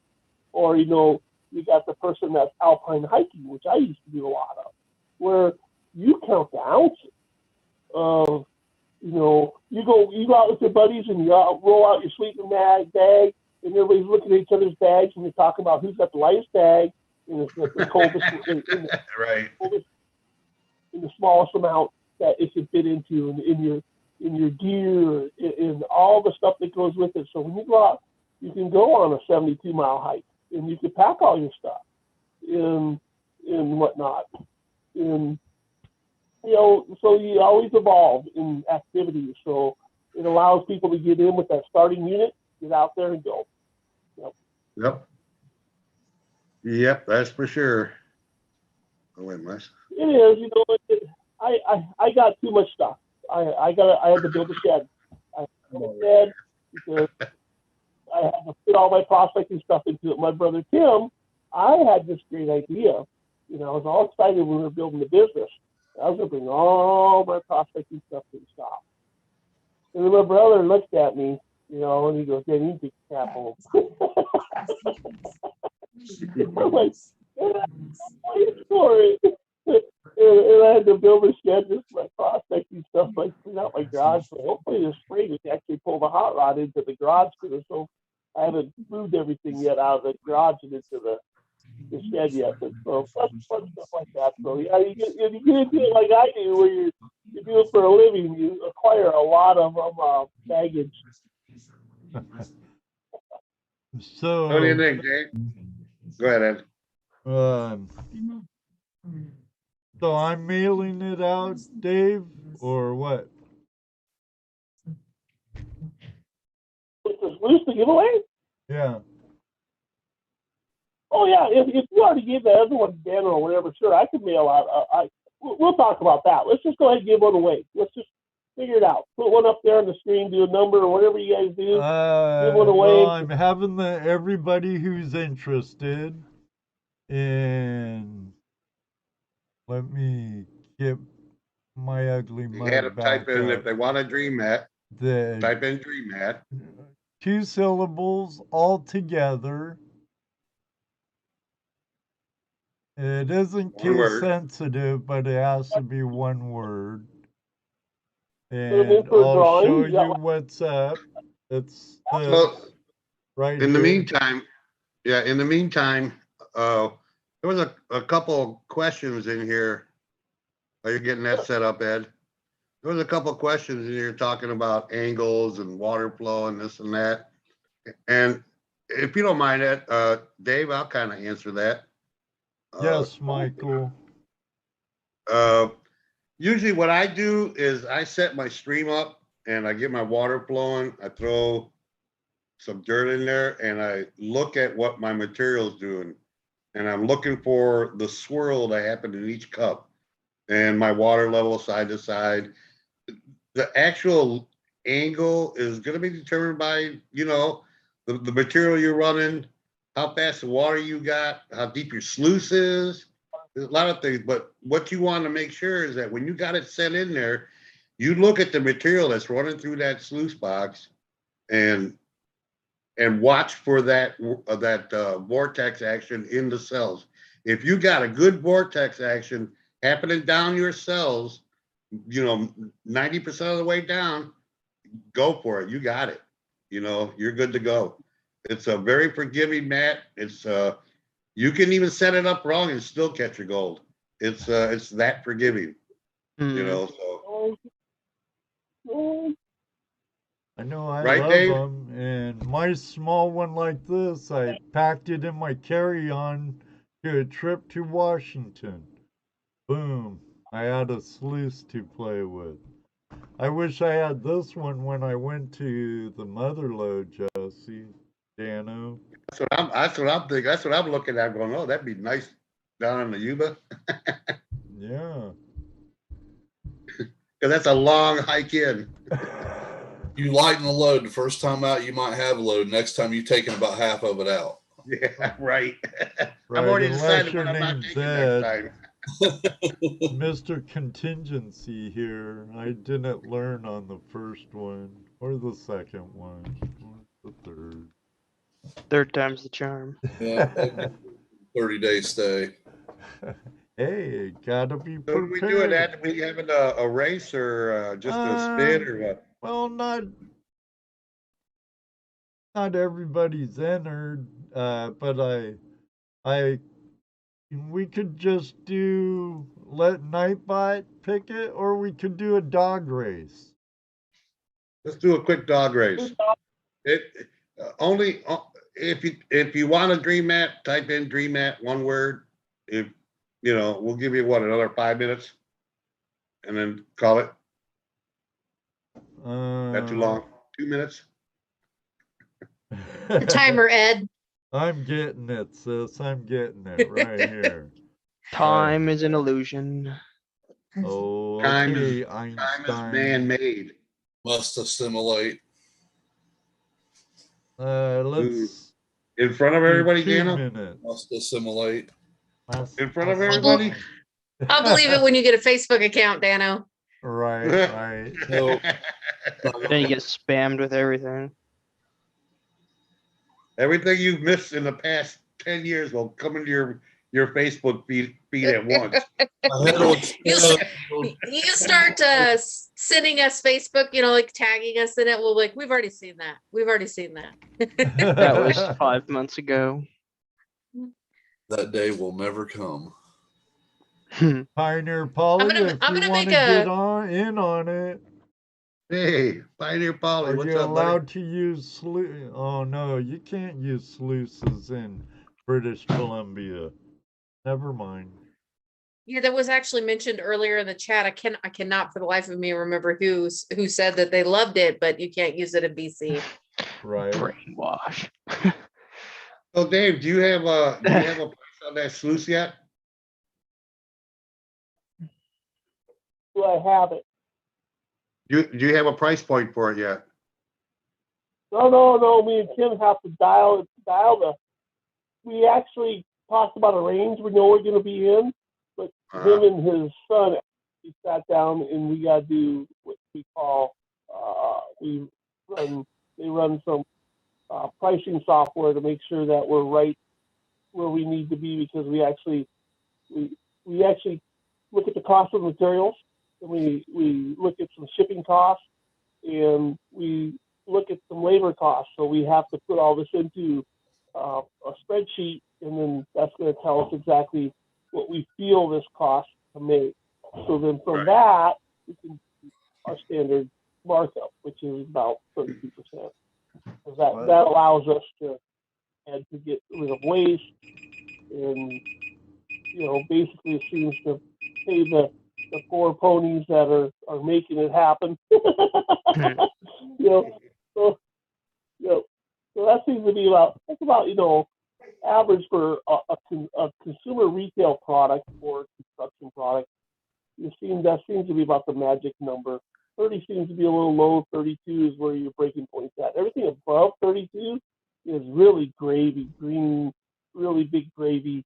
And that usually only happens when a person like dumps a whole bunch of money and gets like 150,000 and gets a whole bunch of them made in China, and they come really cheap. And then he has to sit on them in his storage shed forever and sell them. And then takes time to reinvest his money. And then he sees a higher profit margin. But we're not mass producing. We are making these by hand. So that's why we need to look at that. And trust me, guys, when he says they're making them by hand, when Dave says they're making them by hand, they're literally making them by hand. Watch the process. There's no machinery. Just wooden, just molds and pour them by hand. The making of the dyes and the making of the molds and stuff like that. But once we get to that point, we are hand casting these. And I think it was just a while ago that someone got on some site somewhere and said, it's all just cheap Chinese stuff. And it's like, oh man, we make this stuff. We built. Well, I don't know about that. I didn't see any Chinamen there when I was there. So, I don't know. You can. So what do you think, Ed? We ready then? Well, I'm working on getting all the names into the race from Nightbot. I don't know, Dave G, Don G, you didn't get entered. Did you say DreamHat? Don G's entered. He's entered. See, your name's right there, Don.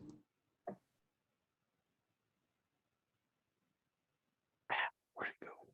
One of the things about, mass production always comes in a certain shape. You can see it like extruded, where you're squirting it out like a Play-Doh thing, so you get the side profile, and it comes out like when they take the rubber and the pot and they squirt it out.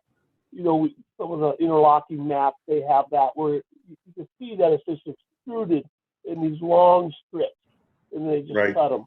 So that's, and then you see where, like for example, like a rug at Walmart or Costco or somewhere, anywhere, Home Depot, where it's got a print on it and it's stamped, and that's usually out of a vulcanized rubber, and that's mass produced, where they heat up the rubber foams, they vulcanize it, they stamp it. And those dyes and all those things that to do that are all like in China or in these, or like what do you call it, truck mats, like the design on truck mats. And in all that machinery, those dyes cost so much to do that, but they crank out hundreds of thousands, like 800,000 of these things, and they flood the market and they sell off and they go to the next pattern for the next couple of years. And so they have to have this huge amount of sales to recoup the money for the factory what it's doing. So one of the things that we're doing with the way that the urethane is a premium product, and it's not a cheap product, it's not the rubber, it's not EPM, where we got a high quality resin. And what a lot of what we have trouble with is that the resin we're buying, Nike's buying it, Toyota's buying it, Blastron, the boat builders are buying it. All these big companies that are doing this high-tech rubber are buying our product resin because they're top-of-line resin. And we're just these little guys that we're happy just to have an account with these people. And we're always at the end. And so we see a lot of times we have to beg for materials coming in because no one is making large mass, not even in China or anywhere, out of the material that we're using to make this product. And so that's one of the things that I kind of maybe overstepped when I designed that. I was talking with a friend, And I'm going, you know, not only do I want the recovery to be the best, I want it to be the best material. I want it to last a long. And he said, well, Dave, you gotta let it. And he said the same thing everybody else says and they get mad about. But he said it to me. He goes, Dave, don't make it last a lifetime. You gotta make it so that it wears out so they buy another one. I go, no, I don't want to do that. What? I want the last lifetime. And he goes, well, then you only get one sale for one user. And I go, no, you can't look at it like that. And so the product, if you're a prospector, is gonna last, should last a lifetime. We actually warranty our product. A miner that runs, every couple of minutes the thing rotor showing up with a bucket load of dirt, any product and every product, metal wears out. Right. You stand on top, the grates wears out and they have to throw it away because it gets smoothed out. So every product will wear. You'll probably wear out not more dredge nozzles running a dredge than you will the mat. Probably. I have a mat that was after 4 years of being in the trommel. This gal came to me, I sold her the mat, and she's in our prospecting club, and it's just a small trommel, but they run it at the club. So they have like 9 or 10 club outings a year, and during that weekend they run piles of dirt over these trommels. They just go basically 8 hours a day for 2.5 days every weekend. I mean for these outings, and they run all these dirt over. And so she comes to me, she's got this mat, she goes, I need a dream mat, I wore my own. I'm not idea. She goes, yeah, we've been using it at the outing for 4 years, and it wore out. And I go, let me see it. And I looked at it, and it wasn't wore out, it was just, it looked brand new. And I said, I'm going to do you a favor. I'm going to trade you your worn out mat for a brand new one. Because I was at a little gold show in town. And I gave her a new mat just to have that mat to be able to show people. This is 4 years of having, I forget how many yards she thinks she put over it of what a dream mat would look like. And so I was pretty proud of that fact that, here I got this mat. I'll have to post it onto this clip, onto this post in my dream mat page so people know what I'm talking about when I go back to it. I'll have to show you guys the mat I got at the shop. And this is what a dream mat looks like after 4 years of running in a trommel. So that would be like, 4 years running in a trommel if you were like, had a little wash plant up in Yukon and you're going up there in the weekends and running. This is what your mat would look like. Seems like everyone that wants in is in, Dave. All right, we're going to have a dog sled race since it's winter time. Minute and 30 seconds. There you go. Let me shuffle them a little. Don't eat all the snow. 2. Goodness, there's so many dogs. Ready? Rose, Ooh, can you give me a countdown? Yeah, 3, Yeah, ready? 2, 1, go! Alright, who's that's in the lead? There's that greenhorn. Oh, Don G's pulling up. Ohio Relic Hunter. Almost, buddy. What's this? We have Don G in the lead by a nose. Susan Hamilton coming up. Looks like, oh man, almost. What's this? On the backside, Tin Man. You're missing a good show, David. Watch his dog sled racing. Yeah, I did it, Rod. Oh, Luke Duke was in the lead. Oh, who's this coming? Internal compass. Close. Got a nose to nose by nose race here. Hey, Mark Miller, I got some lyrics for the Dirty Wet Women. All right. Internal compass is in the lead by a dog's length. What's this? Tin Man's coming up on the outside, but falls back. 20 seconds. 15 seconds left. Oh, there's some big pull.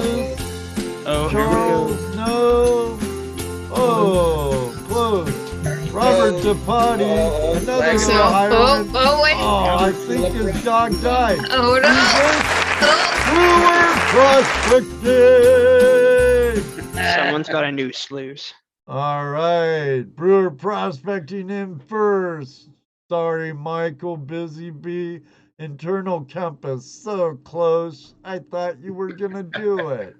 Oh man, oh man. You missed a good race, Dave. Oh That's man. how it You goes. can always watch it on the replay, David. Right. You can always watch it on the replay. I know this was supposed to be an open line Tuesday, but you know how things work out Yeah. at flash in your pants sometimes. But hey, someone's gonna be Brewer, Jeff, you'll be getting one of these in the mail, brother. Gonna have to start calling you Lucky Ducky. Lucky Ducky Jeff Brewer. 3-stage adventure sluice. We're launching it here tonight. First scene here. Another first for DreamHack. We were also the first to put in a banjo pan. And the gold cube. And the gold cube, yeah. That was it. Yeah. Excellent, excellent. Charlie, thank you for the super chats and letting people how to enter. Now I'll do a race with everybody.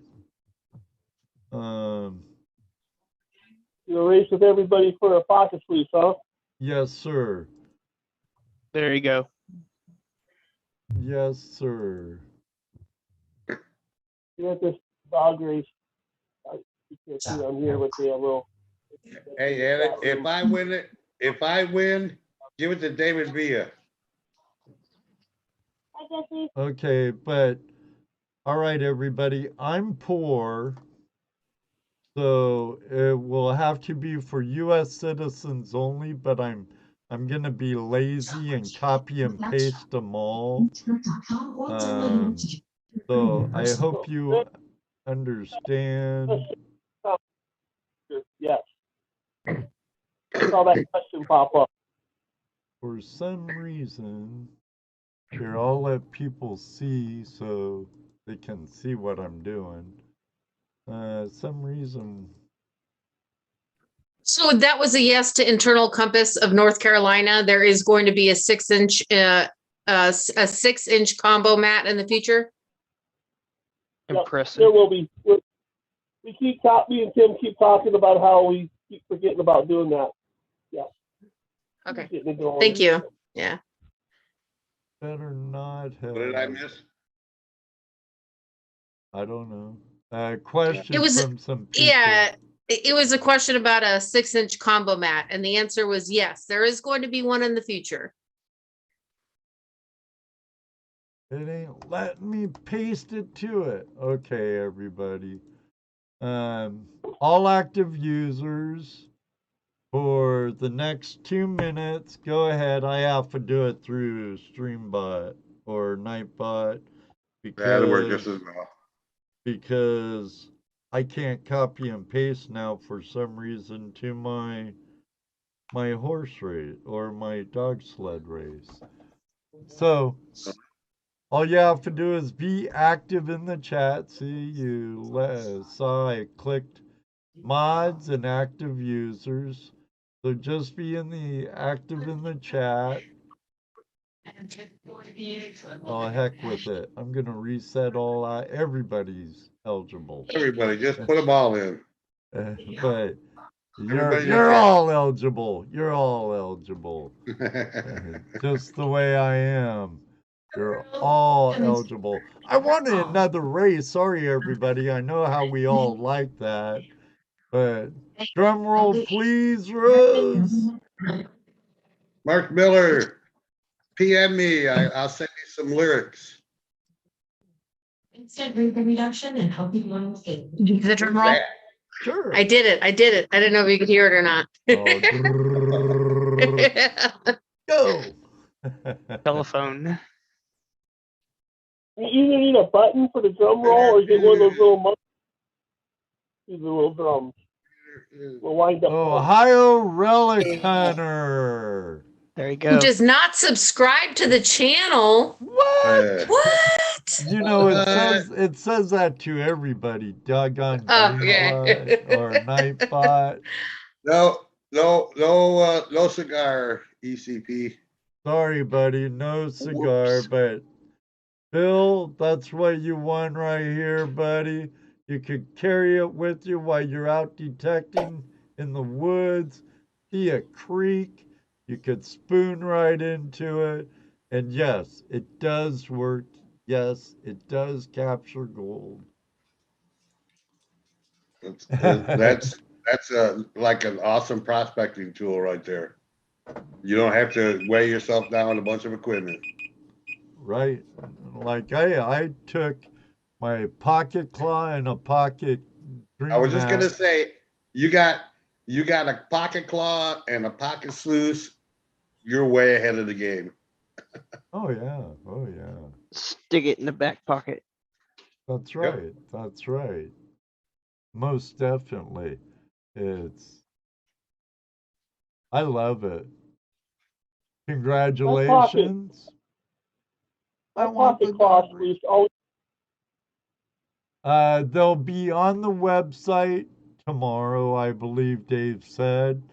And is there going to be any type of coupon code for the Flash Fam, David?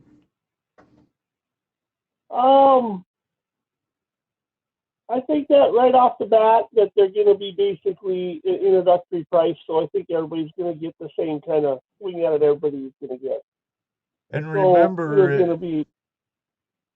Me and Tim's goal on this product is to keep it in that price range of these other guys, and so we got to trim all the fat off this thing. right. I mean, just I know you're very competitive as it is already, so they're mass produced. So we're going to be competing against the mass produced guys in a handmade product, you know. So Right. I mean, but ECP, David and DreamMat is the only company globally in the mining industry that I know of that offers a money back guarantee. Do you still offer that, David? And he's only had one returned.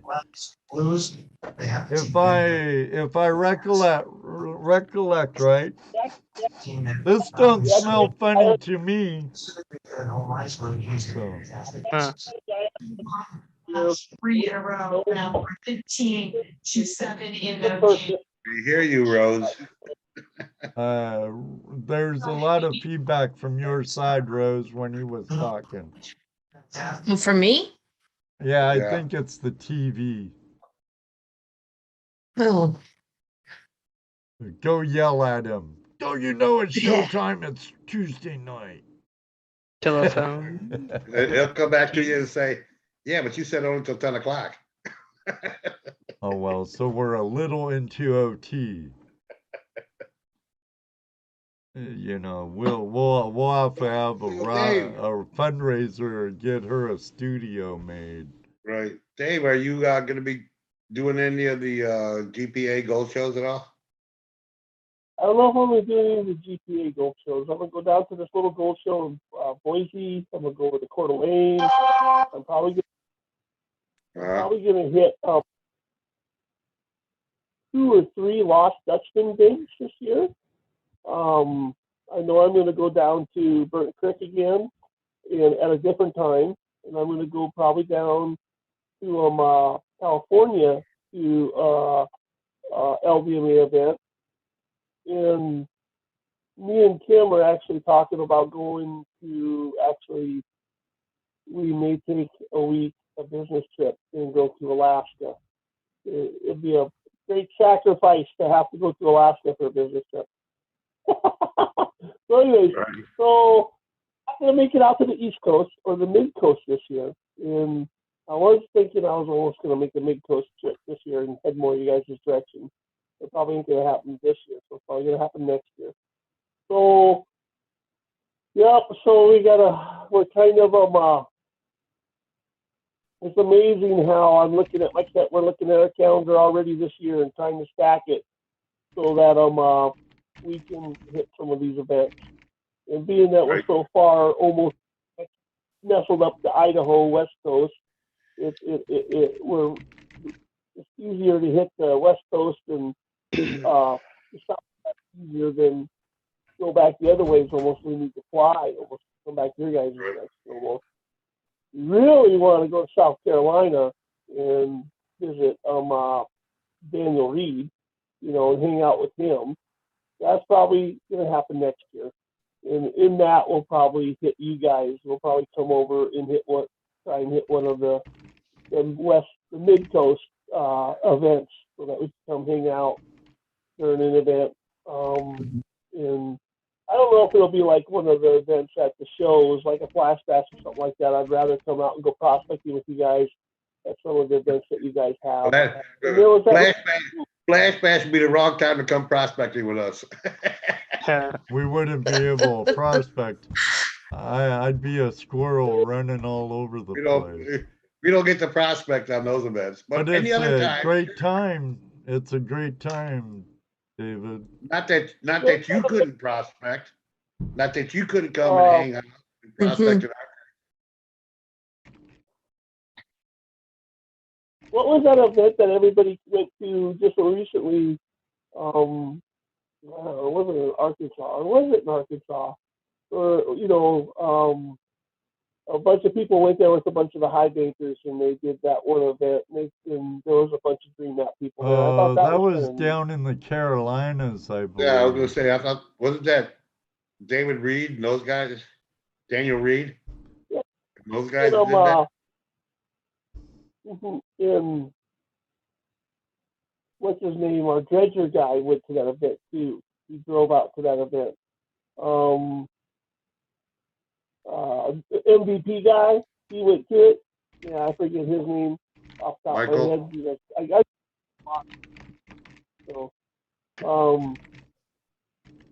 Anyways, so that looked like a neat event. That looked like more like an LVMA dig where instead of people show up, they got the pond, they got the dirt. I think it was. I think that wasn't. Well, I don't know. If it wasn't one of the Karen. It wasn't on. It was on private property. Right. Okay. It wasn't a LDME property or any leases. It was. As far as I know, it's a guy in North or South Carolina who put it on. But go out to a dig every year where it seems like you go out to a creek or a river, whatever you want to call it, and it's in the trees or the cottonwoods in the fields. You guys set up all your campers. Every year, you guys go out to a dig like that. It seems like in the spring. Yeah, we go. We find properties. They're different every year, and work out deals with owners or clubs or establishments and go from there. Also, we get invited places too that we've been to a couple here and there. I do have a question from a veteran though. Michael Busy Detecting was wondering, do you give any type of military discount? If you're a veteran, get a hold of me on an email. I will give you a 15% discount. I don't usually advertise that or make that available on the internet because, sorry to say this, not for our veterans, bad, but everybody would use it. Right. You know how people are nowadays. Yeah. Yeah. Oh, absolutely. And if you catch him right, David, Michael, David often, well, I don't know about often, but once in a while you could catch a giveaway for vets only. He's very supportive. I haven't been able to do a lot of giveaways Mondays and Tuesdays like I usually do. I just have been swamped. And Mondays and Tuesdays are terrible shipping days, it seems like, from the weekends. So we got swamped with shipments. But in the winter, when it's a little bit slower, I do a lot of veterans giveaways where I just give them away. We have math, I do veterans giveaways. And I do a lot of that because, of course, my brothers are all veterans, and both my dad and my stepdad were. and I have a lot of friends that are veterans. Who asked I that? understand. Who asked that, When Ed? that happens, Was that Busy they're- Bee? Yeah, Yeah. Michael Busy Busy Bee? Bee. Busy Michael, are you a veteran? Yes, he's a veteran. PM me Just your email address. me up. Email me Yeah, your yeah, address if and you- I'll send you one. And you can That's- try you can try one out, the small 6x16. They have some minor flaws in them, but they'll still work. Try it Last out. night You I like gave you it? some of those. What was that? I was just talking to you, Jesse. I remember I did give you some of those maps for veterans giveaways. He's on my friends list, Jesse. Better yet, since I put it out there for everyone to see, Michael, send me a message. I'll pass it to Jesse, and Right. we can go that way. Yeah, and I'll get one out to you. Run for the hills. Ron, How another are one you of those doing? guys. Another One of those guys that built equipment builds- around the Dream Mat. Yep, And I yep. love it. me. Getting colder. Heard Dave and Tim What are gonna start going live on their Dream Mat YouTube page. Is that true, Ed? Jason from Prospecting Buddy, are you gonna start doing lives from your YouTube page, David? You know, me and Tim had talked about doing maybe once a month lives, and I'm not really super interested about doing just a live just because I'm not trying to be a star of any sort. You know, people don't want to see this; they want to see the Dream Mat. You know, but I think we might start doing. I thought about doing some lives when I have new products, but it always seems way funner to do product launches with you or somebody else and having people and having input rather than, I don't know, being some kind of dancing chicken, you know, on the stage, you know, and trying to, I don't know, because I'm not, I think I'm funny. I think I'm really funny, but I don't know, my brothers don't really think I'm funny. But anyways, they laugh at me rather than with me. Anyways, so, but I'm just saying, it seems like there's so many other people out there that got stuff going, like you guys, flash in the pan, where the community thing seems to be way better.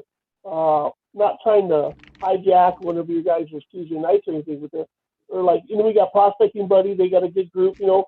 It always seems like it's funner and actually you get a better result when you get community involved and you kind of hang out, sit around the campfire, you know, just keep it loose and talk about products and questions rather than, I don't know, I have a hard time with trying to speak into something without being able to hear the audience and stuff like that, and just do Right. well. You got it all set up, you know. It's all the interaction is just all there, you know. And I don't know if I want to. No, Jason, no. We're exclusive, buddy. We're exclusive. Just I know Jason's a real big supporter of Dream Mat and James, but I had to give him a hard time since he did that in my chat room. Jason is in James, and guys are great guys. No, James, they're really you know, good guys. He's just a couple miles away. James is. He's in Polson. He's like not even an hour drive from me. James is. You know? Yeah. So he actually prospects in the same area I do. So, yeah, we kind of, you know, James has been kind of going through it. You know, he's got a lot of financial stuff going on this year. You know, and so hopefully, his luck's going to turn around this next season.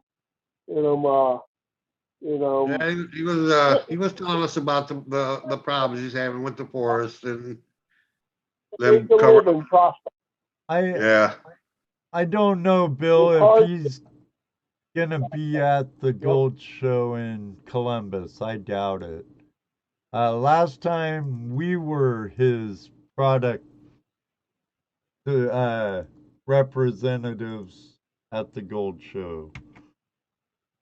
Oh, and that was funny. Mike Pun walked through the door at the Gold Show, David, and we were right by the front door. And I had Dream Mat in my banjo pan. I had Dream Mat in the Gold Cube, and we had Dream Mat all over it. And everything. It was funny. But does he like me? Because I make them money. Because they got to buy those pieces of equipment to put the Dream Mat in them.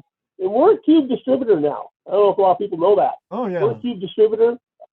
My opinion is, I'm hoping by after 1 year's time, I don't know what these other Cube distributors, how many cubes they're selling, but we got our cubes even on Amazon with the Dream Mats in them. And buddy, those things are flying out the door. And we buy the blank trays and stuff the Dream Mats in them, we sell them, and it all just makes the world go around, you know. And if everybody's got their preference, everybody's got their preference what product they want. Some people prefer the old product, some people prefer the new product. It's all product, you know, and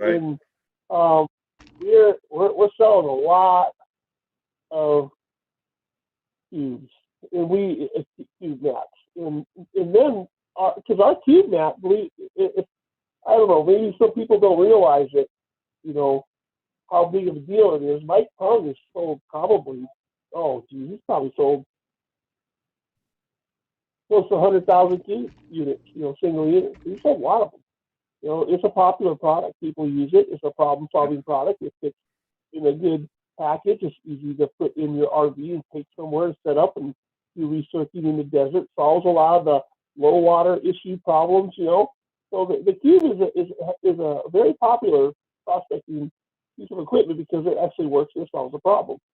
And our Cube mats are almost our number one sale. We sell that many Cube mats in the plant. We ship those things out the door every day. You know, because a lot of people, I get these people saying, you know, they're a diehard Cube fan. They like the original stuff, and they go, "Well, you think the Dream Mats will catch on in the Cube?" And I look at them like, "Catch on in the Cube?" Like, buddy, they're like, it's like a virus. It's already it's already attached itself to the downhill slide. You know, it's another reason why is because the Dream Mat in the Cube solves another problem, and it's got a faster cleanup. You remove more material, and you're able to move bigger material. And I always tell people this because, you know, you gotta say it like it is so people can really just weigh, instead of feel like they're getting a sales pitch. Even if the recoveries are the same, it cleans faster, I can move more material, and I can move bigger material. Boom. You know, and so it has a problem solving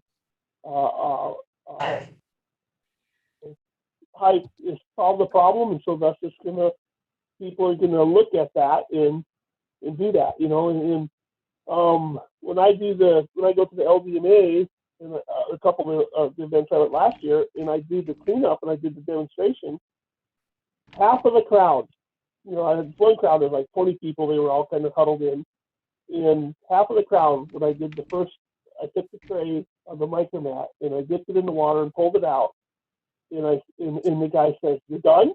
And I go, "Yep."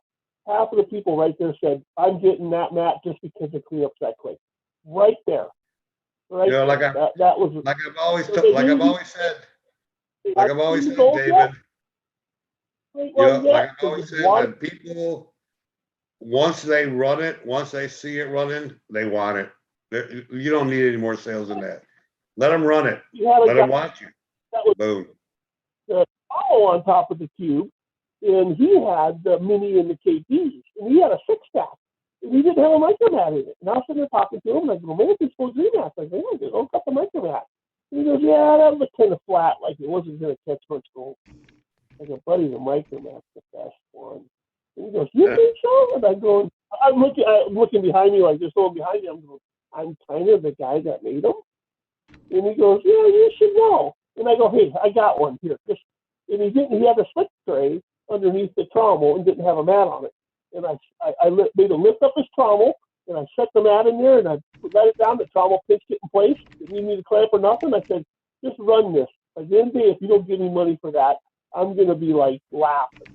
And then I came back at the end of the day, and I go, how'd that micromat work underneath that trommel? He goes, that micromat cost the most gold out of all the space. So it's awesome. There I go. That's all about. And so that's what we're really seeing, a lot of people that are really liking that in the cube. So that's, sorry, I wasn't trying to talk about the cube that tonight, but once I drag this thing out, I know you're running late. But it's one of those things where you got to gauge. We look at our sales and we gauge our success by products that are solving problems, and that's one of our bigger problem solvers out there. Is that this app and this system is very popular amongst the cubers. And I think is what happens. Just like Jesse says, it's word of mouth.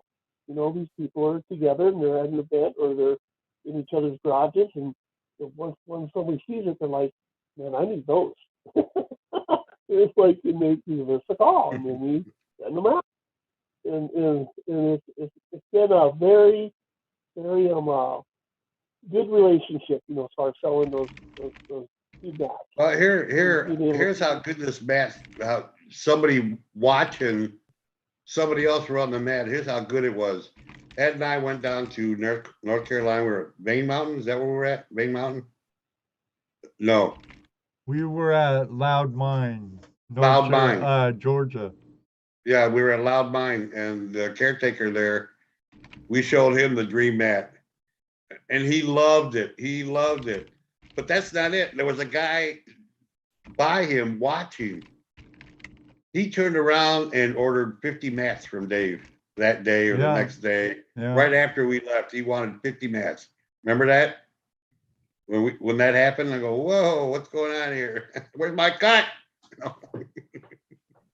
But yeah, it was just him standing there watching how good this mat caught the gold, but yeah, it was awesome. I love the mat myself. I do too. I remember when Jesse's like, here, put this in your gold cube, and I was really reluctant, and I pulled out that conveyor belt matting really ginger like, and I put it in, and then I tried it, and I was ripping them out of the others. Praise David. Couldn't get enough of them quick enough. And then I haven't used anything ever since. Yeah, everything I own. Do I gotta take my other mat out, or can I put it over the top? He's all asking me, take the mat out. He goes, you gotta take it out. What's really funny though is how easy it is to take them mats out of there. They're easy to remove. Yeah, contact cement and staples. Staple them back in and stuff, but they come out pretty good. The staples are pretty sharp. I myself pulling the mat out and reaching and grabbing it with my hand instead of a pair of pliers and grab the staple, and it was right. Don't let the mat be smarter than you, Dave. Well, you are an engineer, David. Well, I think we've kept Dave long enough. Yeah, I'm sure his family wants some attention from him and his kids. And no, they were glad to get rid of me for a night. Yeah.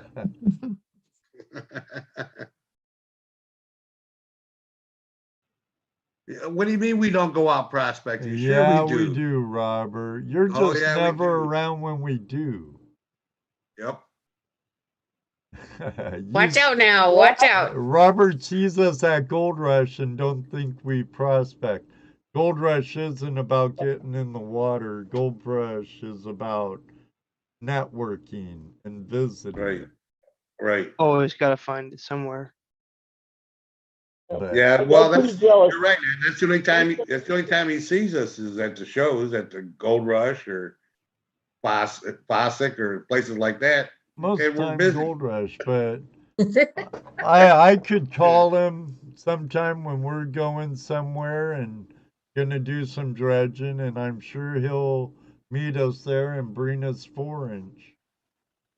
Works for me. I get pretty jealous. A lot of the friends on the network I'm in now with all the communities, and I see all these pictures on DreamMap, and these people are out prospecting, and they're dredging right now, and it's 9 degrees. It was 9 degrees with coming home from work today, and Wow. so it's like I was with the rock out, Santa. I'd be like an Eskimo seeing icicles, if I had to go to the bathroom, and out in the woods. And guys are out there, and they're not even using heaters in their wetsuits, and they're dredging in the Carolinas. And I'm like going, what? Like, I live in the wrong state for prospecting. Winter's way too hot. Oh man. Yeah, well, you got yourself in that situation. You developed a product that everybody wants, and now you got to stay home and make more so they can go out and prospect. I did get to go to Staten in October, but I would have rather went in the dead of winter though, because October it was just, we still were, it wasn't quite winter yet. But, Yeah, all we do is talk. All right, Robert. Jaron, sorry about calling you Jason all night too. Brain fart. A lot of names floating around in this head. Yeah, definitely prospecting, buddy. We'll talk. We'll talk. You know how to get a hold of me, brother. Actually, Thursday night, 6 p.m. Pacific time and 9 p.m. Eastern Standard Time over at Prospecting Buddy on YouTube and in their group on Facebook. Our friend California Gold Rush is going to be live on their podcast, Digging Deeper podcast. Show them some love. They're pretty good. They've been on our show. Good guys. Put on a great show for how young they are. Right. Definitely. And Adam's a great guy. So. Because you guys are really old, or what's the deal there? Well, older than you. Pump compared to you guys. I'm over the hill. I just haven't picked up any speed yet. One day, buddy. One day it's gonna catch up to us all. Then we'll be like Jesse. I'm old enough where if I fall down now, someone asks me if I'm okay.